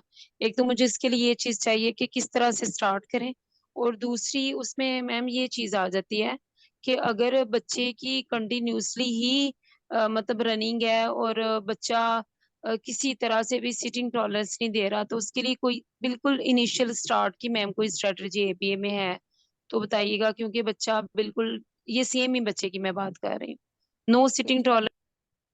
ठीक है सोबिया, सॉरी मैं आपको म्यूट कर दिया। मैं आपका बिल्कुल क्वेश्चन समझ रही हूँ, दरअसल टाइम शॉर्ट है इसलिए I would just want to get to the point. आप ये कह रहे हो कि बच्चा बहुत ज्यादा भागता है। मेरा आपसे सवाल ये है, जब आप ये कहते हो कि बच्चे का कोई रीइंफोर्सर नहीं है, आपने अपने एक सवाल के अंदर ही उसका एक रीइंफोर्सर आइडेंटिफाई कर दिया है जो कि है उसकी रनिंग, राइट? तो अगर वो बच्चा भागने का उसको इतना शौक है, इसका मतलब है कि वो बच्चा मूवमेंट सीख कर रहा है, उसकी बॉडी को मूवमेंट अच्छी लगती है, तो वो टिक के नहीं बैठता। तो इसका मतलब है मूवमेंट ही उसका रीइंफोर्सर है। तो आप मूवमेंट को अपने सेशन के अंदर किस तरह से इनकॉर्पोरेट कर सकती हैं, ये मेरा आपके लिए सवाल है। क्या आप अपने जो आपका सेशन का रूम है, जरूरी नहीं है कि आप उसको सेशन के लिए किसी रूम में ही लेके जाएं। कितनी दफा मेरे सेंटर में ये चीज हो रही होती है कि अगर हमारा एक लाउंज एरिया, मेन एरिया बना हुआ है, बच्चा रूम में नहीं जा रहा, वहीं जमीन पे बैठ के सेशन शुरू हो जाता है।